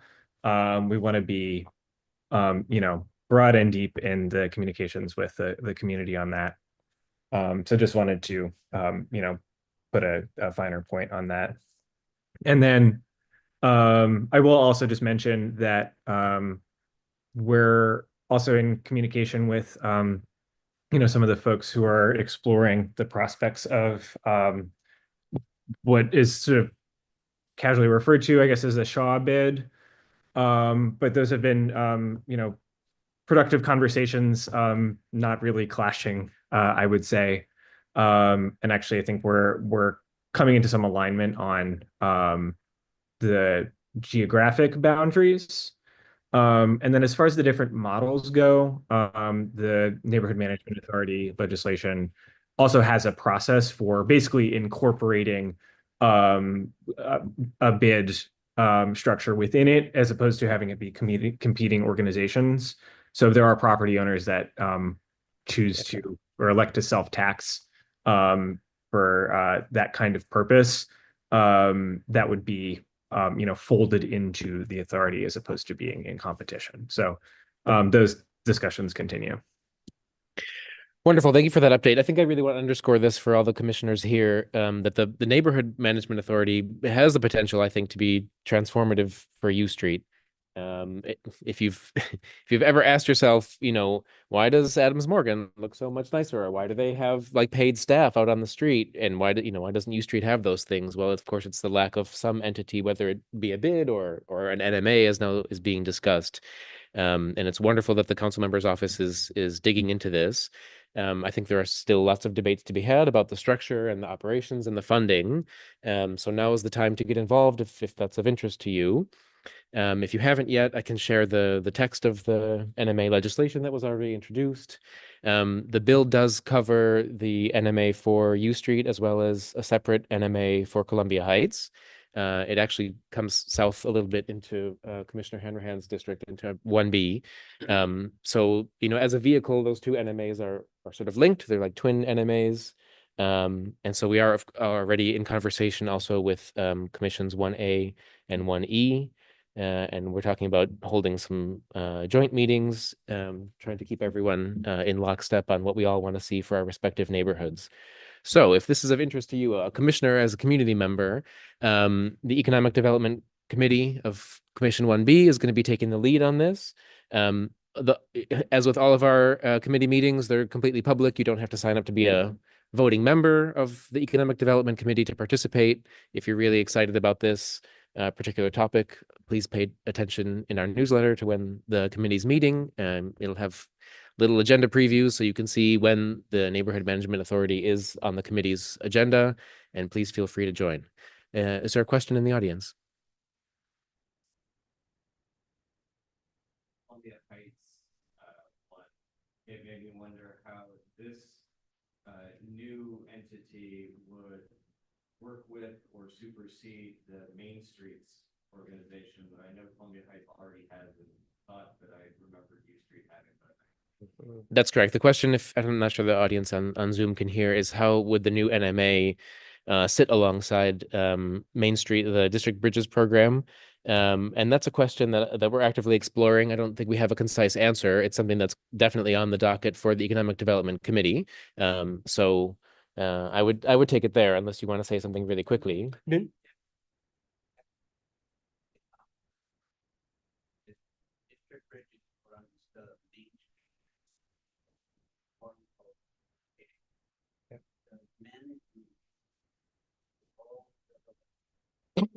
Correct.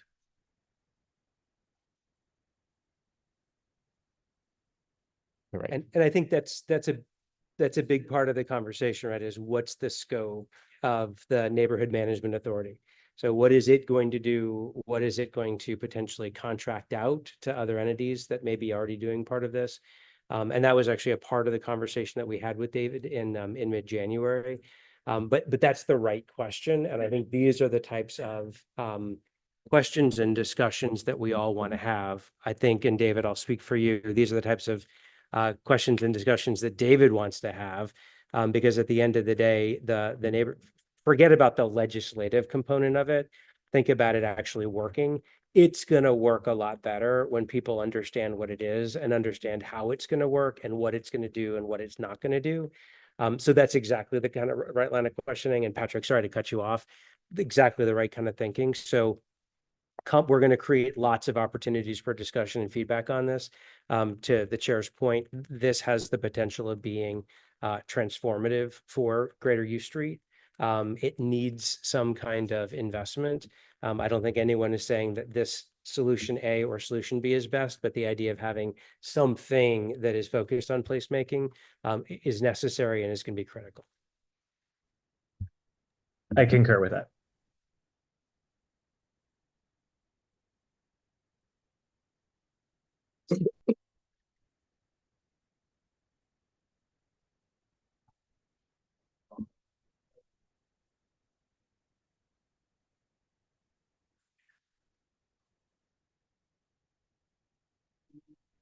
Right. Just reiterating, there's a community comment here in the room that about the importance of about the NMA effort taking community input seriously, which is a commitment we've made to host some listening sessions or forums for different stakeholders around the U Street area in the month or two to come, I would say is probably the time. And we have a newly formed community engagement committee that we will be partnering with to make sure we get out there. But Patrick, I'm 100% with you, right? There's got to be very strong, robust, broad feedback. And frankly, I think what David is hoping for and the council member may as well, I just haven't spoken to her about it, so I feel like I can speak more for David than I can for her, is that they are looking for buy-in so that this will be successful going forward. And I think they are looking to modify the proposal so that it is coming into line with community expectations without compromising on the goal of creating a meaningful placemaking entity. Sorry if I'm talking here, but the matrix has to also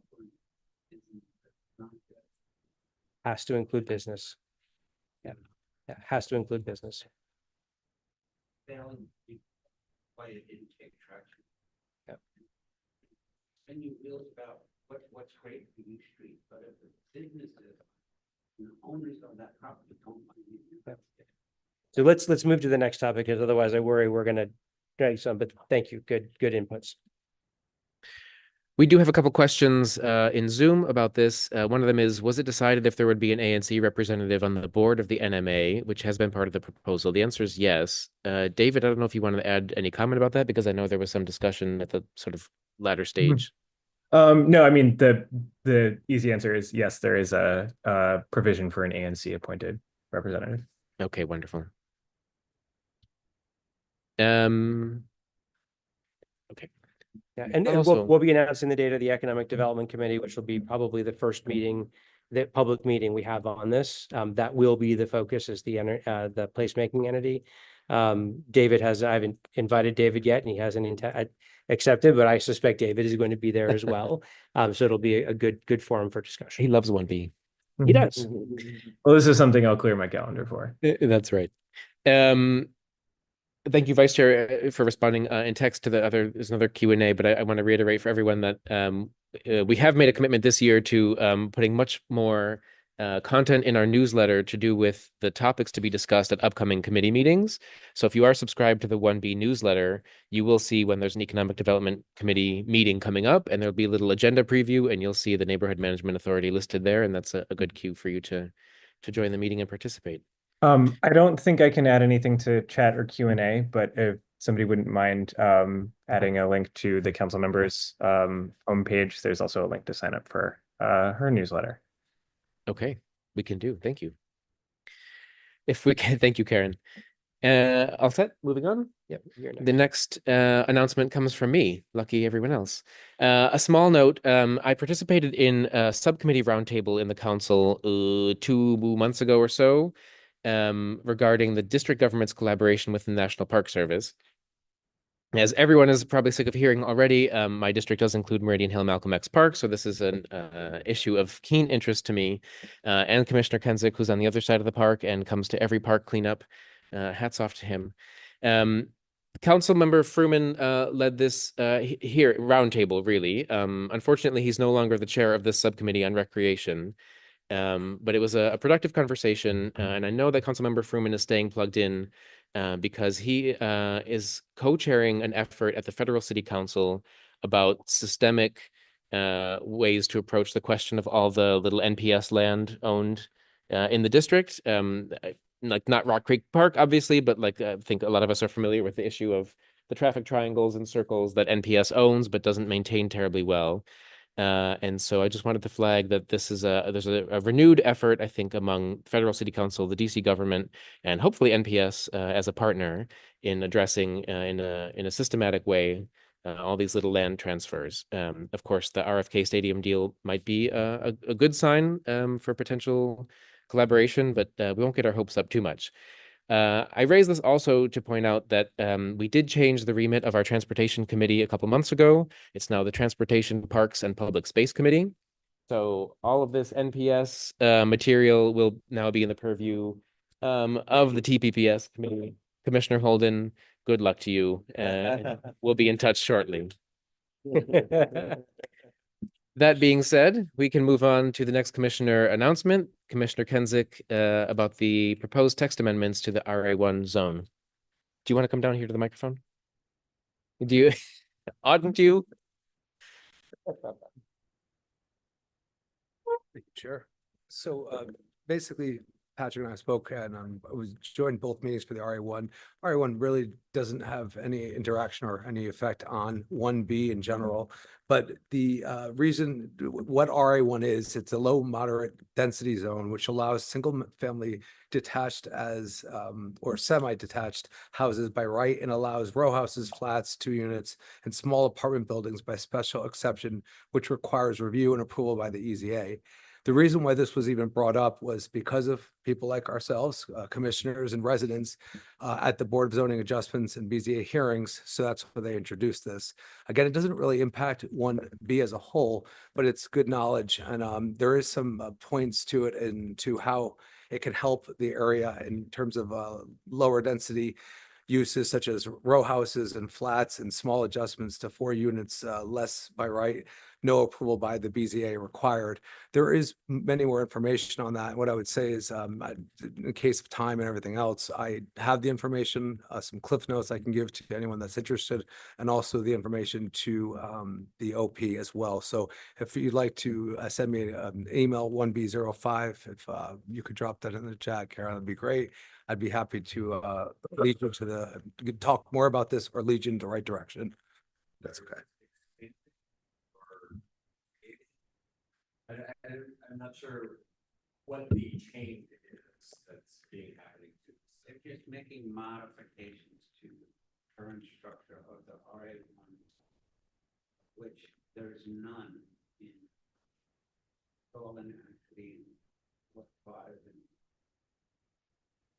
So, Do you want to repeat that? Yeah.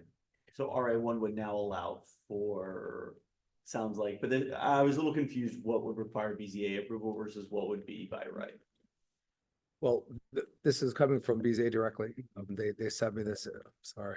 Go ahead, go ahead. So basically, it's trying to help allow like minor interior renovations or limited renovations, expansions, or existing apartment buildings by right. Retain special exception processes for larger apartment buildings over the 4 units, but clarify and review criteria, which includes like side yard requirements. I think side yard requirements is a big one. Clarify review of privacy and adjacent property impacts, require applicants to provide additional information to allow easier review, such as building, landscape, grading, and screening plans and renderings. The amendment would not include changes to permitted height or building bulk, building square footage, or lot occupancy. The amendment would not propose a rezone to rezone any property to or from an RA1.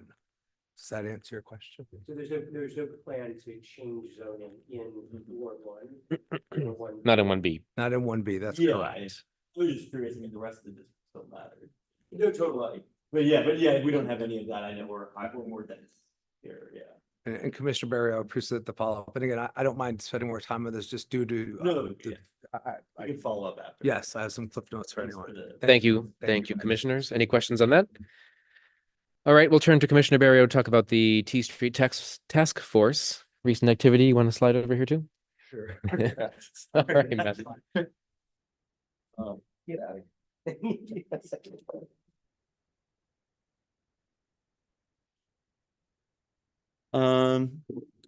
Yeah, so the T Street Task Force has been meeting, met today, and also there's been sort of separate ongoing meetings and discussions around the situation at 7th and T. I want to thank Commissioner Fay for doing a lot of work on this. He's been very involved, and the members of the LaDroit Park community as well. To briefly, I suppose, go over, I guess, what the work has created. We've been trying to diagnose the problem in that area, specifically to understand what's going on. And as best we can tell, the problem seems to be that there's an open air drug market where drugs are bought and sold, and it's in plain view of pedestrians, owners, etc. This has resulted from a number of complex factors. And also there have been reports of this problem at 7th and T since the 80s, apparently. So it's a long-standing issue. But we're concerned because there are a lot of negative effects to this drug use, not only to the people who are using drugs, but the Cleveland Elementary is across the way. They have a running sort of spreadsheet of all of the incidents they've had where people are exposing themselves, chasing parents, and causing just disruption, and that's impacting our children that we really want to protect. And then, lots of other impacts in terms of pedestrians having to avoid the area, drug users putting themselves at risk, businesses that are struggling, including Cheryl Lofton, the tailor, who's been there for a very long time. So this is a problem. It is impacting our community in a lot of negative ways, and we're hoping to bring some new urgency to trying to address the challenge.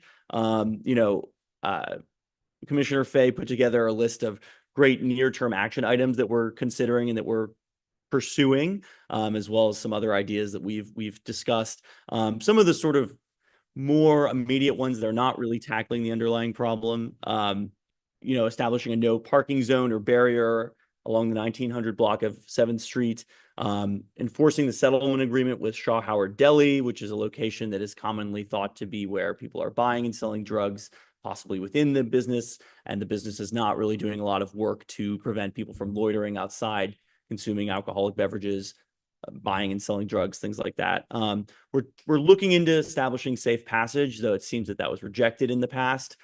This is just a program to help students get to and from school. We would like it to be around Cleveland Elementary, but this was rejected in the past because safe passage is focused on middle and high school students, not elementary school students. So we'll have to look into that, and hopefully we can work on that in the Public Safety Committee and other committees.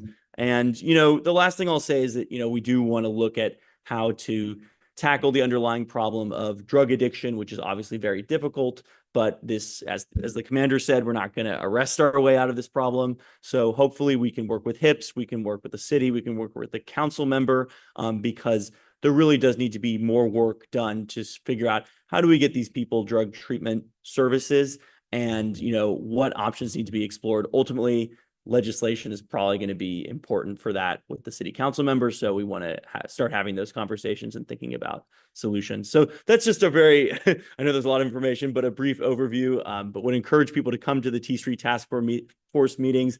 I can't always make it because they're on Thursdays.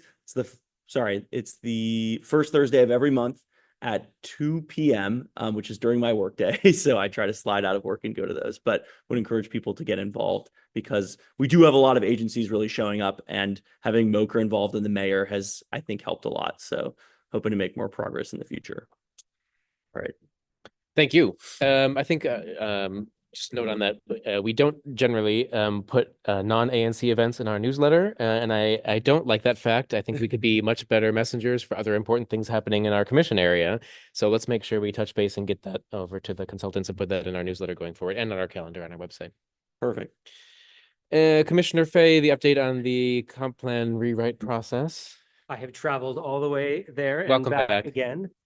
I'll be very, very short on this one.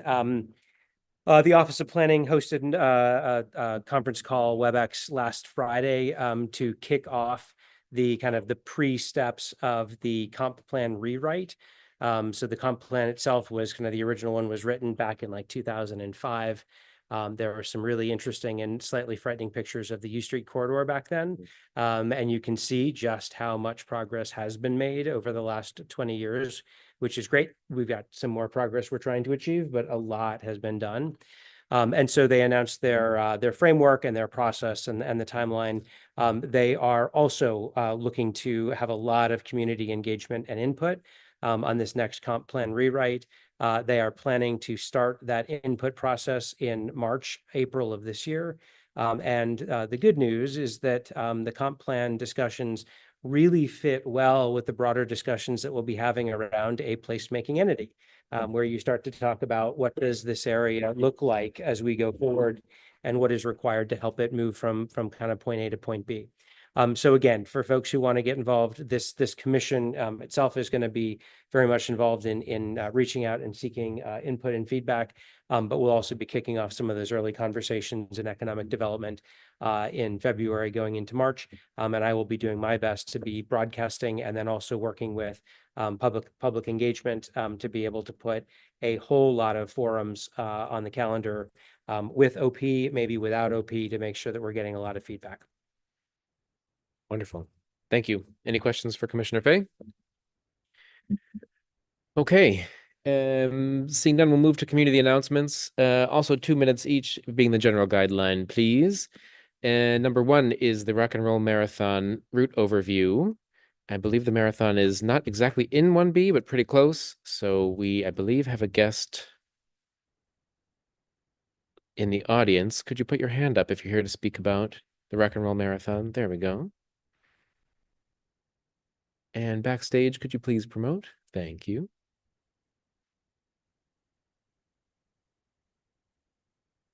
You should be able to unmute yourself and speak. Yep. Good evening. Good evening. Go ahead. Awesome. So real quick, you're correct. This does not impact directly 1B, but in a nutshell, my name is Diane Thomas. I'm the local rep for Rock and Roll DC.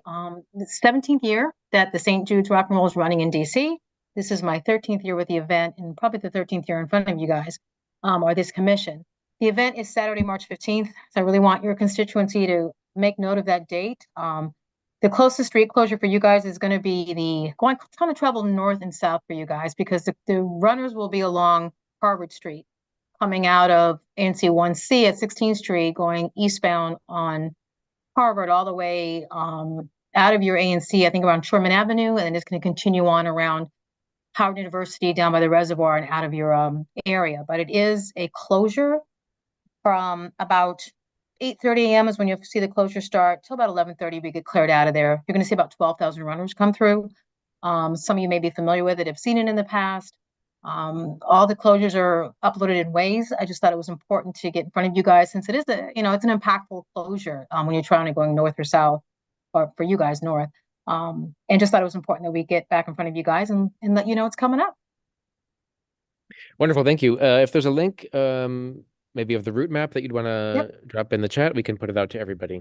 You got it. Just for their awareness. All right. The date was March 15th. Is that right? Saturday, March 15th. Yep. Okay. Do you have enough volunteers at this point, or is that something that we always can use volunteers? Always. I'll send you the link for the site, and it has a site for the volunteers as well, and all the street closures and everything like that for your constituency. Fantastic. Thank you. Wonderful. Right. Thank you, guys. Thank you for making time for us. Absolutely. Final community announcement actually is mine, because we didn't invite someone to speak. It was just a notice that came into our email. And if you're following along in the agenda, there's a link there. The DC Department of Energy and Environment let us know that there will be a community meeting about the air quality mobile mapping program. I believe we had some preliminary results that were shared around. There was a mobile detector that was measuring air quality around the district. It's like a hyper-local thing. So if you're interested in that data, you can find it at the DOE website. And there is a Ward 1 meeting coming up next two Thursdays, February 20th. And there's a link to the event registration in your agenda packet. Any other announcements, community announcements? Put your hand up if you're in the audience. Otherwise, we'll proceed to, Latoya. Karen, can you promote Latoya, please? You're good. You can unmute yourself. Good evening, everybody. Hello. Can you Good hear evening. me? Yes, we can. This is Latoya Davenport with the U.S. Attorney's Office, and I just wanted to say hello this evening and let you guys know that we do have a new U.S. Attorney, Ed Martin. He is eager to get out into the community. He's scheduled to attend the March 3D CAC meeting. So if anyone in the audience would like to participate, please feel free to come to the March 3D CAC. Also, if you are interested in receiving the court reports, you can send me an email and I can put you on my distribution list. If you don't know what the court report is, it's a report that I send out every month with all the paper arrested cases. 3D CAC has been very helpful with formulating community impact statements with some of the crimes that's been going on in 3D. So that's a good, useful tool in tracking cases. And that's all I have for this evening. Wonderful. Thank you for that. Are you available to take some questions from us? Sure. Wonderful. Thank you, Commissioner Sycamore. Hello, Ms. Davenport. How are you today? I'm Commissioner good. How are Sycamore. you? Good, good. Thank you so much for coming. Quick question. I just got elected as the new chair for the Community Engagement Committee. So I was wondering if you or the new U.S. Attorney General or some representative from your office would be willing to possibly come and actually engage with our community, either at the ANC 1B level or at the broader level, maybe a ward-wide level. Would that be possible to maybe schedule some sort of time with you guys? Yes. So if you can send me an email, I will put my email in the chat. We can collaborate a date to meet and talk about next steps on partnership. That would be great because I know a lot of people have a lot of questions. So thank you so much. You're welcome. Thank you. Thank you. Further questions? Karen Gall has her hand up on Zoom. Karen, if you can promote Karen. Karen, go ahead. Take yourself off mute. Good evening, everyone. I do have a community update, and thank you, Ms. Latoya Davenport, for introducing 3D CAC to this meeting. Of course, we have our monthly meetings on the last Thursday of every month, held at the 3rd District Metropolitan Police Department Station, located at 1620 V Street Northwest. And we also offer a hybrid offer. Zoom offering if you would like to participate via Zoom. So you can go to our website at 3dcac.org to register for the meeting. And you can also register for the Public Safety Task Force meeting. As you have heard about the T Street Task Force, you also can register for the U Street Task Force, as well as the Columbia Heights Mount Pleasant Task Force and the North Capitol Street Task Force meeting. We are having our Heart Safety Month. We are going to do some, we're going to basically make sure we celebrate our first responders who've been doing an incredible job in the community. We're going to do a Valentine's for our first responders on February the 11th from 5 to 6 p.m. Please feel free to email me at 3dcacdc@gmail.com if you're interested in having your little ones participate. And we, of course, have a safety survival month in which we're going to do some heart safety help sessions on how to use an AED machine. So we would love to have anyone who's interested in heart safety for this month of February to join us for that. And again, our public safety meetings are on the last Thursday of every month. That's with the Metropolitan Police Department. And of course, you had a chance to meet our commander, and where you can meet him in person. And as Ms. Davenport mentioned, you can meet the Attorney General in person, and any of the ANC meeting through ANC commissioners throughout the area, because we cover wards 1, 2, 3, 5, and 6. So you guys are always welcome to come in to join us for the meetings. Thank you, everyone. Have a great evening. Thank you very much, Karen. And there was a request, if you want to put the links in the chat or in the Q&A, we can repost them in the chat to everyone. Most definitely. Thank you. Thank you so. Any other announcements? Okay. Seeing none, we'll move into the administrative portion. We have added a new section for executive officers' reports under the administrative header. Would love to hear now and then what our secretary and treasurer are up to. For tonight, I believe we only have an item from Treasurer Lemon Strauss, which is to do with some past record keeping. We have a little item to tidy up. Yep, thank you. Is this okay from here? Yeah, do you want to? Yep. So in our minutes in September where we approved the FY25 budget, the minutes do not reflect that we approved the FY25 budget. It just reflects that we approved the budget. This is a thing, and the minutes need to reflect that we approved the FY25 budgets. Therefore, I move, and Karen, if you don't mind, I will send you the exact text that we are about to approve so that the exact text makes it into these minutes. I move that the commission hereby amends the minutes of the September 5th, 2024 meeting to reflect that at that meeting, the commission approved the proposed FY25 budget on a unanimous 9-0 vote. Is there a second to the motion? Second. Seconded. Any discussion? See none, move to voting. Can I make a statement? You please, you may.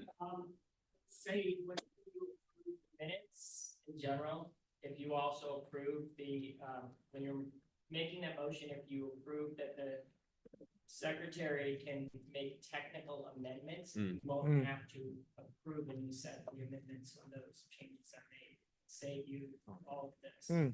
So if you don't put the right fiscal year into the minutes, you can do that as a technical change because you all knew what you approved.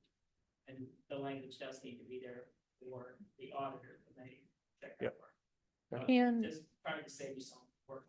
Yeah. I think also moving forward, whoever is doing the minutes, every time something is voted on, not just anything budget wise, it needs to be word for word exactly what the motion said, who seconded it, and then how many votes, yays, nays, abstentions in there, because that really matters also for anything ABCA related, because that is a legally binding thing. So it has to be word for word. I get it. Minutes can be tedious, but we have to have that in there.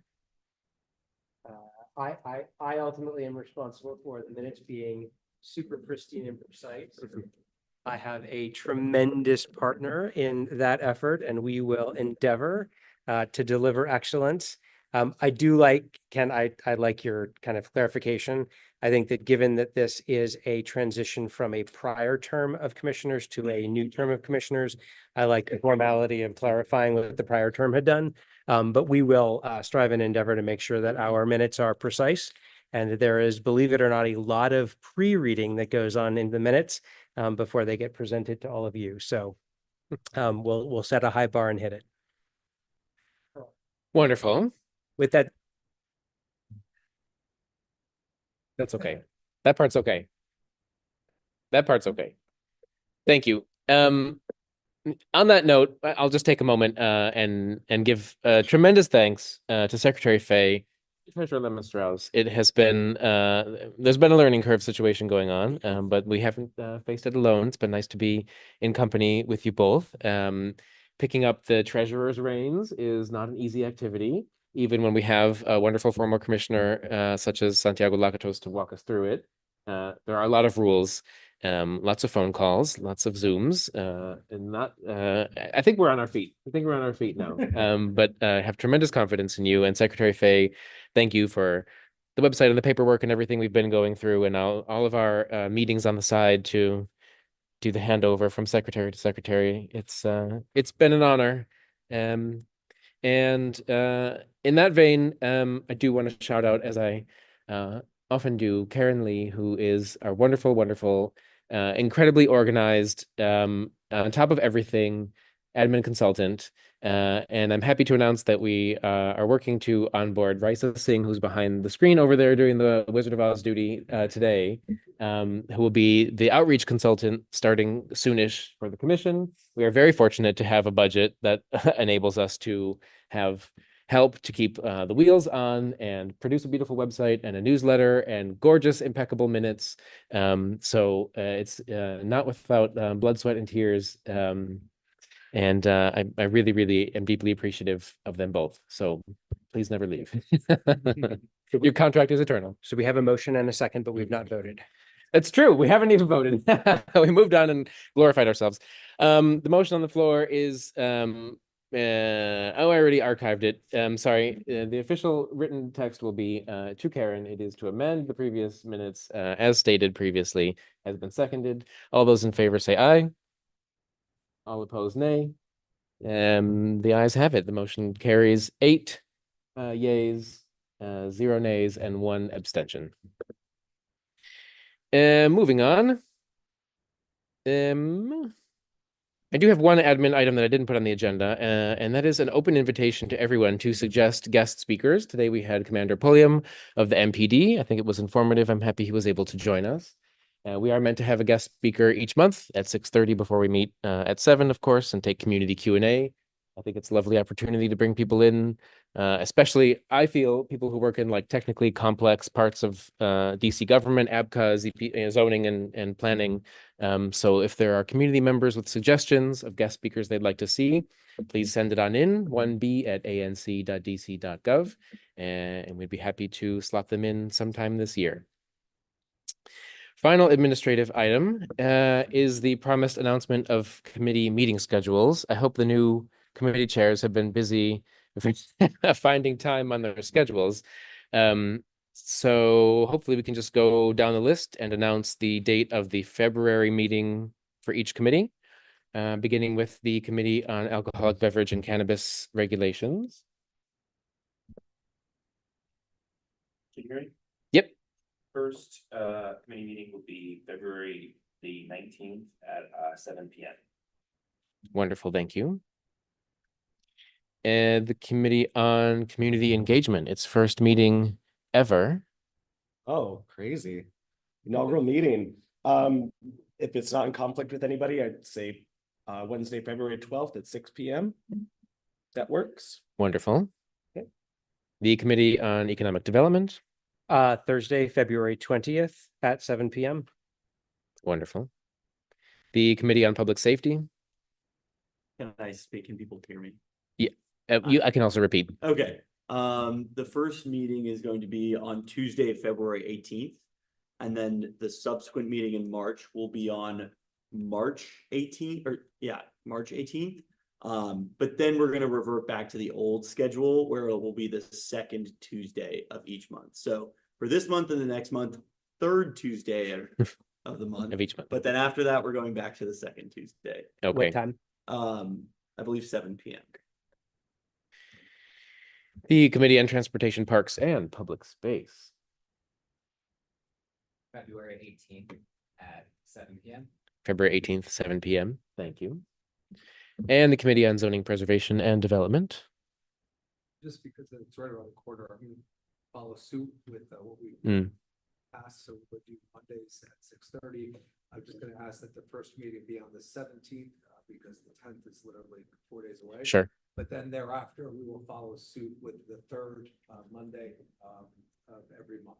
Okay. 6:30 to 7. Third Monday of the month generally. And this month, Feb 17.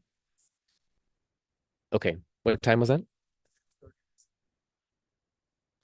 That's true. 17th is a holiday. Beware. Thank you for that. If it's okay, then we'll do the 24th, just to make sure, and then we'll get back on track. Okay. Correct that to the 24th for the first ZPD meeting, and then back to its normal schedule. Wonderful. Thank you all very much. All of these dates will be on the calendar on the website as soon as we can type them up afterward, although possibly tomorrow morning. And they'll be in our newsletters going forward, of course. I wanted to make a couple of suggestions for the incoming committee chairs. We did amend the SOPs in December to create the position of vice chair. You may, but are not required to appoint a vice chair to help in the management of the committee. Sounds like a smart idea, especially if there are subject matter experts that you'd like to involve a little more deeply in the committee's operations. You all have an email already in your inboxes with parts of the SOPs that have to do with what is it to be a committee chair. Please take a look. You will be making appointments of committee members during your first meeting. Karen and I will work to get you a list of everyone who has applied so far. But of course, committee membership is open throughout the year. You can make an appointment anytime. Also, all commissioners are empowered to make appointments of voting members to all the committees of the commission. Please make those appointments by email if you would, so we have it in writing when people start their terms as voting members of the committees. You can send them to Secretary Fay. Don't CC me. More seriously, I did set a goal of having 10 members on each committee. I think possibly Transportation, Parks, and Public Space is the only one that has more than 10 applicants already, which is impressive. So we still have some recruitment to do. I think 10 would be a really solid start for all of our committees. Let's strive to get people from each SMD. Of course, there's a requirement that one SMD can't dominate each committee. Different types of people, please. Renters, owners, parents, single. I mean, really think about the breadth and depth of our constituency, and let's make sure that they're represented and involved and feel heard in our deliberations. Final note, there is also a requirement for each committee to have a page on our website with information about the process for the public to submit items to be considered in the committee. This is kind of uneven on our website right now, so in the next few days, take a look at your committee's page on our website and maybe work with Karen to draft some new language. And on that point, Karen and Raisa are here to help. Your vice chairs will be here to help, but you hold the ultimate responsibility for your committee. Our consultants are fantastic, but their time is limited. They only work so many hours for us each week. So please don't fall into a habit of relying on them for everything. We did have a long delay recently in moving a resolution that had been approved 3 months ago through cleanup and signature and digitizing it and submitting it to the portal. It took so long that we missed our opportunity to influence legislation that was submitted to the council. It's something that we really can't afford to do. I mean, it really was like 3 months to get this thing on the website. So, let's be sharp and keep our admin processes tidy, please. We have lots of help around. I'm here to help. Secretary Faye is here to help. Karen, everyone is here to help. So our administrative business has concluded. We can now move into new business. The first item on our agenda is a pending ABCA placard. With no ABCR committee, we're going to consider the placard here as a full commission without committee review. The establishment is Lounge U. It's in Commissioner Barrio's district. I believe Commissioner Barrio has a motion on the matter. Yeah, I would like to move to protest Lounge U's application for a Class C restaurant license on the grounds of peace, order, quiet, trash, litter, and parking. Okay, is there a second to the motion? Wonderful. Is there discussion? Do you want to speak for a little bit? Yeah, I just wanted to say that, that there are concerns among neighbors and community members in the area about the application for the restaurant license. Obviously, this is within the larger moratorium area for new liquor licenses. We want to create good neighbor agreements to make sure that owners and operators are working to ameliorate potential negative externalities related to public safety, trash, rodents, noise, etc. And so, those are our concerns, and that's why we're protesting. It's not meant to be a adversarial action. It's more to work out a agreement so that everyone can benefit from this license application. Okay, A new license. It's a new license. No, Oh, new yeah. license. Yeah. Is it in the moratorium zone? It is. Yeah. It is, yeah. And it was originally, I think, applied for in November as a tavern license. And then amended, Yes. then changed to a restaurant license in December. Aside from the moratorium, there is under the arts overlay, a minimum square footage per block. I'm not about to check on it, but I think if I'm running alone, I think it's out. There is, however, that's not something we've had so many discussions about this, and I think Patrick, you have been there when we have these discussions with former Commissioner Frank Chauvin. That is something that we can flag, but that's something that needs to be handled and enforced by ABCA or zoning. That's not something that we can do anything I about. totally understand. Yeah. I was talking with Frank about that. I just wanted to bring that. That's right. It's in our notes to consider when the committee reconvenes. Of course, the ABCR committee, may need to rely a little bit on ZPD for some input on the specific zoning question there. I wanted to make sure if there's a representative from the applicant business in the audience right now. You can put your hand up, or if it's the person on the phone number, make yourself known. We reached out and invited, but I believe they were not able to attend tonight. Okay. Is there any further comment on the motion? Okay, seeing none, we can move to voting procedure. All those in favor, please raise your hands of the protest on the grounds listed above. Seeing 9 commissioners in favor, the motion passes unanimously. The next item for new business deals with the building collapse at 1113 V Street Northwest. Commissioner Lemon Strauss. I'll pass the mic to you, and I believe Yeah, do we have Alex? And we do have Alex. Karen, if you can promote Alex Cross. Great. And Nicole Rogers. Great. This is the building collapse I'm sure folks are aware of on the 1100 block of V Street project under construction at the time.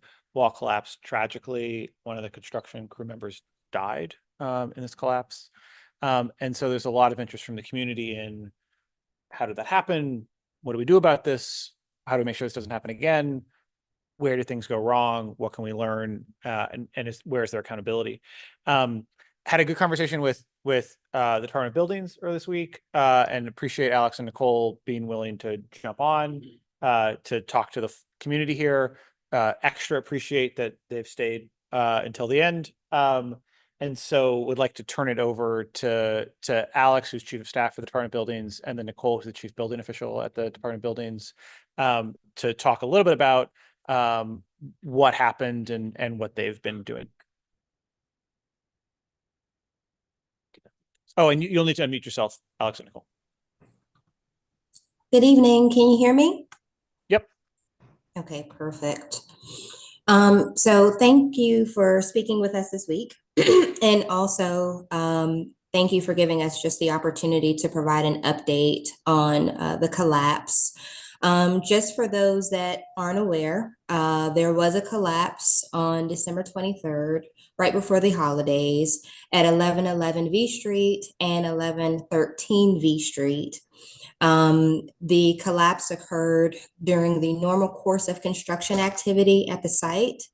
The site did and does have active and valid construction permits to actually commence the work.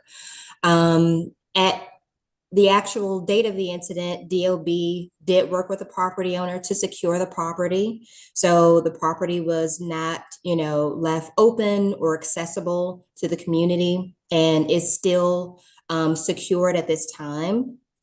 We have also danger placarded the property. So there has been no work to take place since the date of the incident.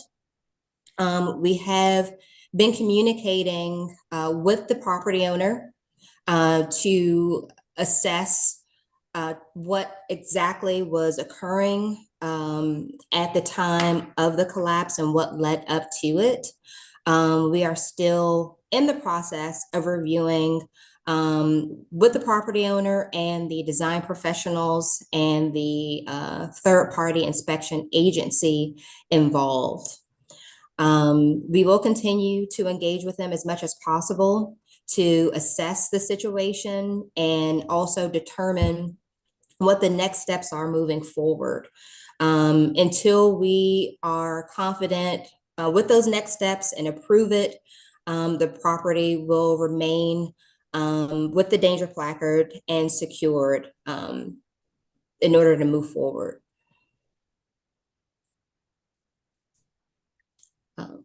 Are there any particular questions? Go ahead. Yeah. So first, thank you for the update. I first want to contest that it was properly placarded. I had walked by that property on December 18th and seeing them working there in very unsafe conditions. I actually had looked for placards in that area. There were none. I had previously, 2 or 3 days before, reported another situation where there was work going on in the building that had no placards up. And, you know, DOB, after a 311 request, gave me a 3-month wait time before someone was going to show up. That's the only reason I didn't file it. And so I feel quite guilty. And the second point I would say is, you know, I hope in this investigation that you're looking at the geotechnics of the area, because I can tell you that the water table in that area is incredibly high.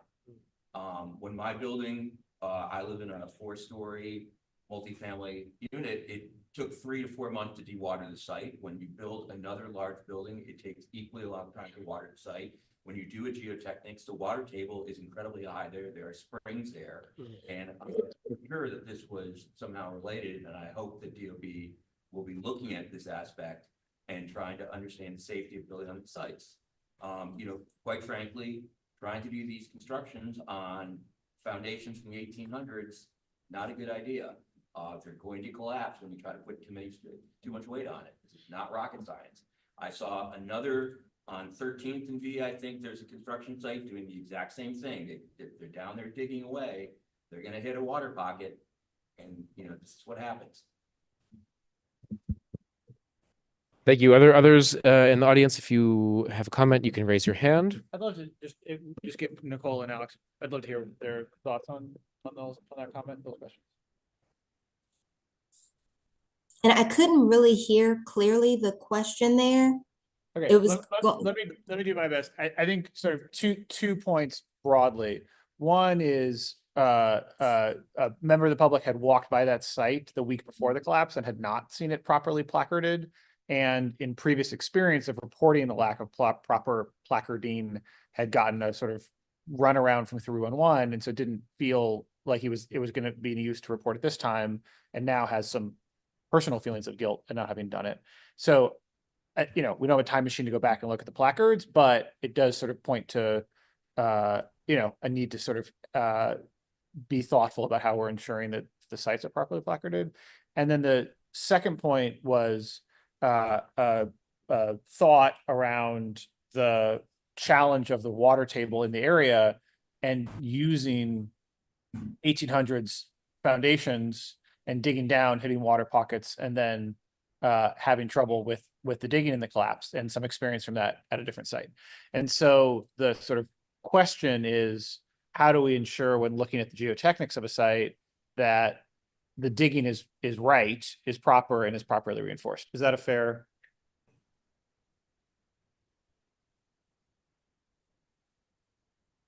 So would love your I guess so thoughts on how we ensure proper placarding, number one, and then number two, how we ensure that when we're issuing permits, we're properly accounting for the water table, the geotechnics, and reinforcing that's appropriate. So to answer the first question, and thank you for repeating that.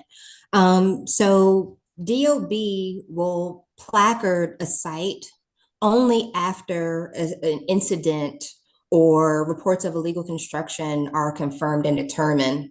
So at the time that a site is actively, you know, doing construction activity, the property owner is responsible for ensuring that permits are visibly posted and can be seen from the actual public passageway, so the streets. So it will not be placarded prior to the incident occurring. So I just want to put some clarification there. However, if you walk by a site and you feel that the site is open and accessible and it looks dangerous, you can report that to our illegal construction team, and we will come out to enforce that the site is secure during the construction activity. Is that through 311, or is that? So you can report illegal construction through 311, but you can also report it directly through our website. And I can share both links in the chat if that's helpful. Okay. And what's the expected turnaround time on reports that come in that way? We are generally, once an illegal construction complaint comes through during normal business hours, we are out there between 1 to 2 days, depending on how urgent the request is. If it's reported to 311 and it's after hours, it's reported to our duty officer. especially if it's an urgent request or complaint. And then thoughts on the geotechnics piece, the water table piece? So the geotech reports are reviewed during our permit process, and they're also reviewed by the Department of Energy and the Environment. So a part of their review includes the level of excavation. We also review it as part of our structural review. But it is reviewed prior to the permit being issued. We understand too, sometimes the outside elements have a factor and a role to play. And anytime that there's any deviation based on,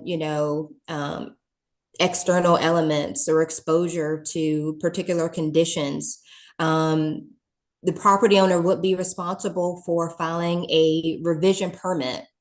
So newer reports can be provided and that we can conduct another review before the actual work takes place. Thank you. Commissioner Kenzik has a question.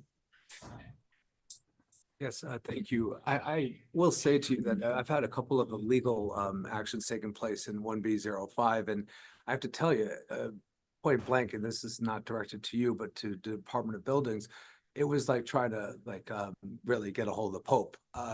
When I called, I'd get someone, they then send me an email and they say, I'm no longer here, email this person. I send an email that person, I'm no longer here, email this person. And I have the email documentation I can forward you. So I think if it's that hard for a commissioner to be able to get hold of someone when they know there's a legal activity and we are calling 311 and we're all documenting it, we're emailing it, and we're getting rejection emails back, I can only imagine, this gentleman in the audience, Krishna, who I've known for a while, and is a very respectable man. It's just not fair, and I think that we can do better. So I would love to really speak with you, get to know someone that's going to be there more than a month and is not going to be changing emails every week. And I think that'll make it easier for us commissioners and also people that are in our constituents to be able to reach out and feel comfortable doing so. Thank you. Thank you, Commissioner. We have a question from the community in the chat as well. Can you tell us a bit about whether the developer was insured to cover this sort of tragedy? Is that a requirement, and has it been proven that they were properly insured? So I do want to also just respond to the other comment from the commissioner, which I think was really great feedback, just about some non-responsiveness. And I just want to offer, we do have a customer relationship management system, and I can give you that email address, which is dob@dc.gov, which ensures that your inquiry or request is responded to no later than 3 business days. We also, for our wards and our ANCs, we have community liaisons or account managers, as we refer to, that respond to each ANC, and they're based on ward. So if you're not getting any response, you can always, reach out to them first. They can help guide you. They can ensure that your request is provided to the appropriate program area so that you can get a response. So I really thank you for that feedback, and I'm sorry that you had to encounter that. We have Alex as the overall ANC liaison for the department, but if you could pass along the Ward 1 point of contact, that'd be great. Sure, I can put it in the chat. And yeah, this is Alex Cross, Chief of Staff. Thanks for mentioning that. You can always reach out to me as an ANC commissioner. The liaisons must respond. I'm not sure if there's a time frame, but I always try to respond rapidly to ANC commissioners. So you can always reach out to me. I'll give my email in the chat as well. Thank you. And the question about insurance? So DOB does not deal with the insurance requirement under the contractor. It is actually a method for which is covered under the license for the general contractor, which is now handled by DLCP. Meaning it's not site specific, it's just a professional insurance? That's correct. The general contractor is required to have insurance. Is there any coordination that you all have together? Because this sounds a little outrageous, to be honest. We absolutely work with DLCP. We work with, How often? oh, very, very often, especially in cases where we have licensed professionals involved.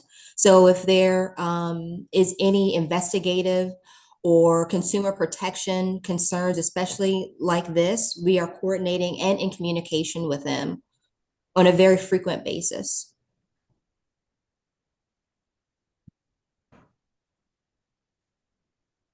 There's a question. Hold on.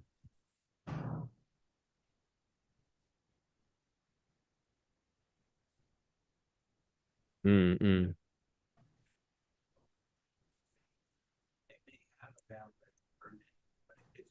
Sure. The question is, why doesn't DOB do a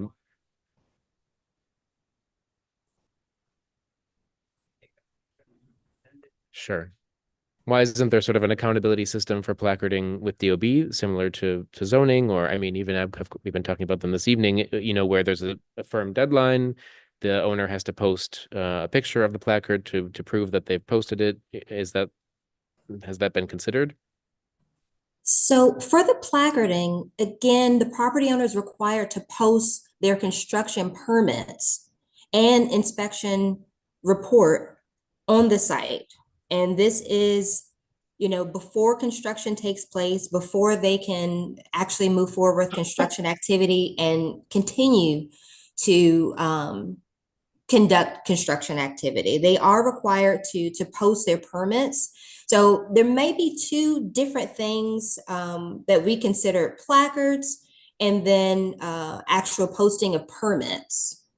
So for placards, from the DOB standpoint, our placards are enforcement based. So we will post placards, danger placards, stop work order placards, vacant property placards, things of that nature is what we generally will actually placard or post at a site.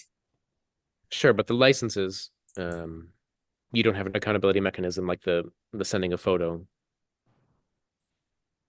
So when we conduct inspections, and even our third party that conducts inspections, and inspections must take place through the course of construction activity, the inspector will verify that all proper permits are posted, that approved plans are on site, and that inspection reports are also available on site and up to date. I have a follow-up question about your SLAs. You mentioned that if anyone reports, I guess, illegal construction, that it's something that that DOB calls attention to in a matter of, 1 to 2 days, of course, depending on what time they submit it. I get it, and that it's all tracked through your CRM. However, one of our community members said he tried to submit something in 311 and it returned back that it would take 34 days to look at the matter, which that's pretty unacceptable. Are you coordinating with 311 to get that fixed? Because the reason why, and if community members are unaware about why the commission is bringing this up and calling attention to it, is because someone died here based on this illegal construction. So I am personally, frankly, very disappointed in DOB because this is on your hands. This was something that, could have been solved for beforehand. So I want to clarify, we have not determined the nature of this collapse to be illegal construction.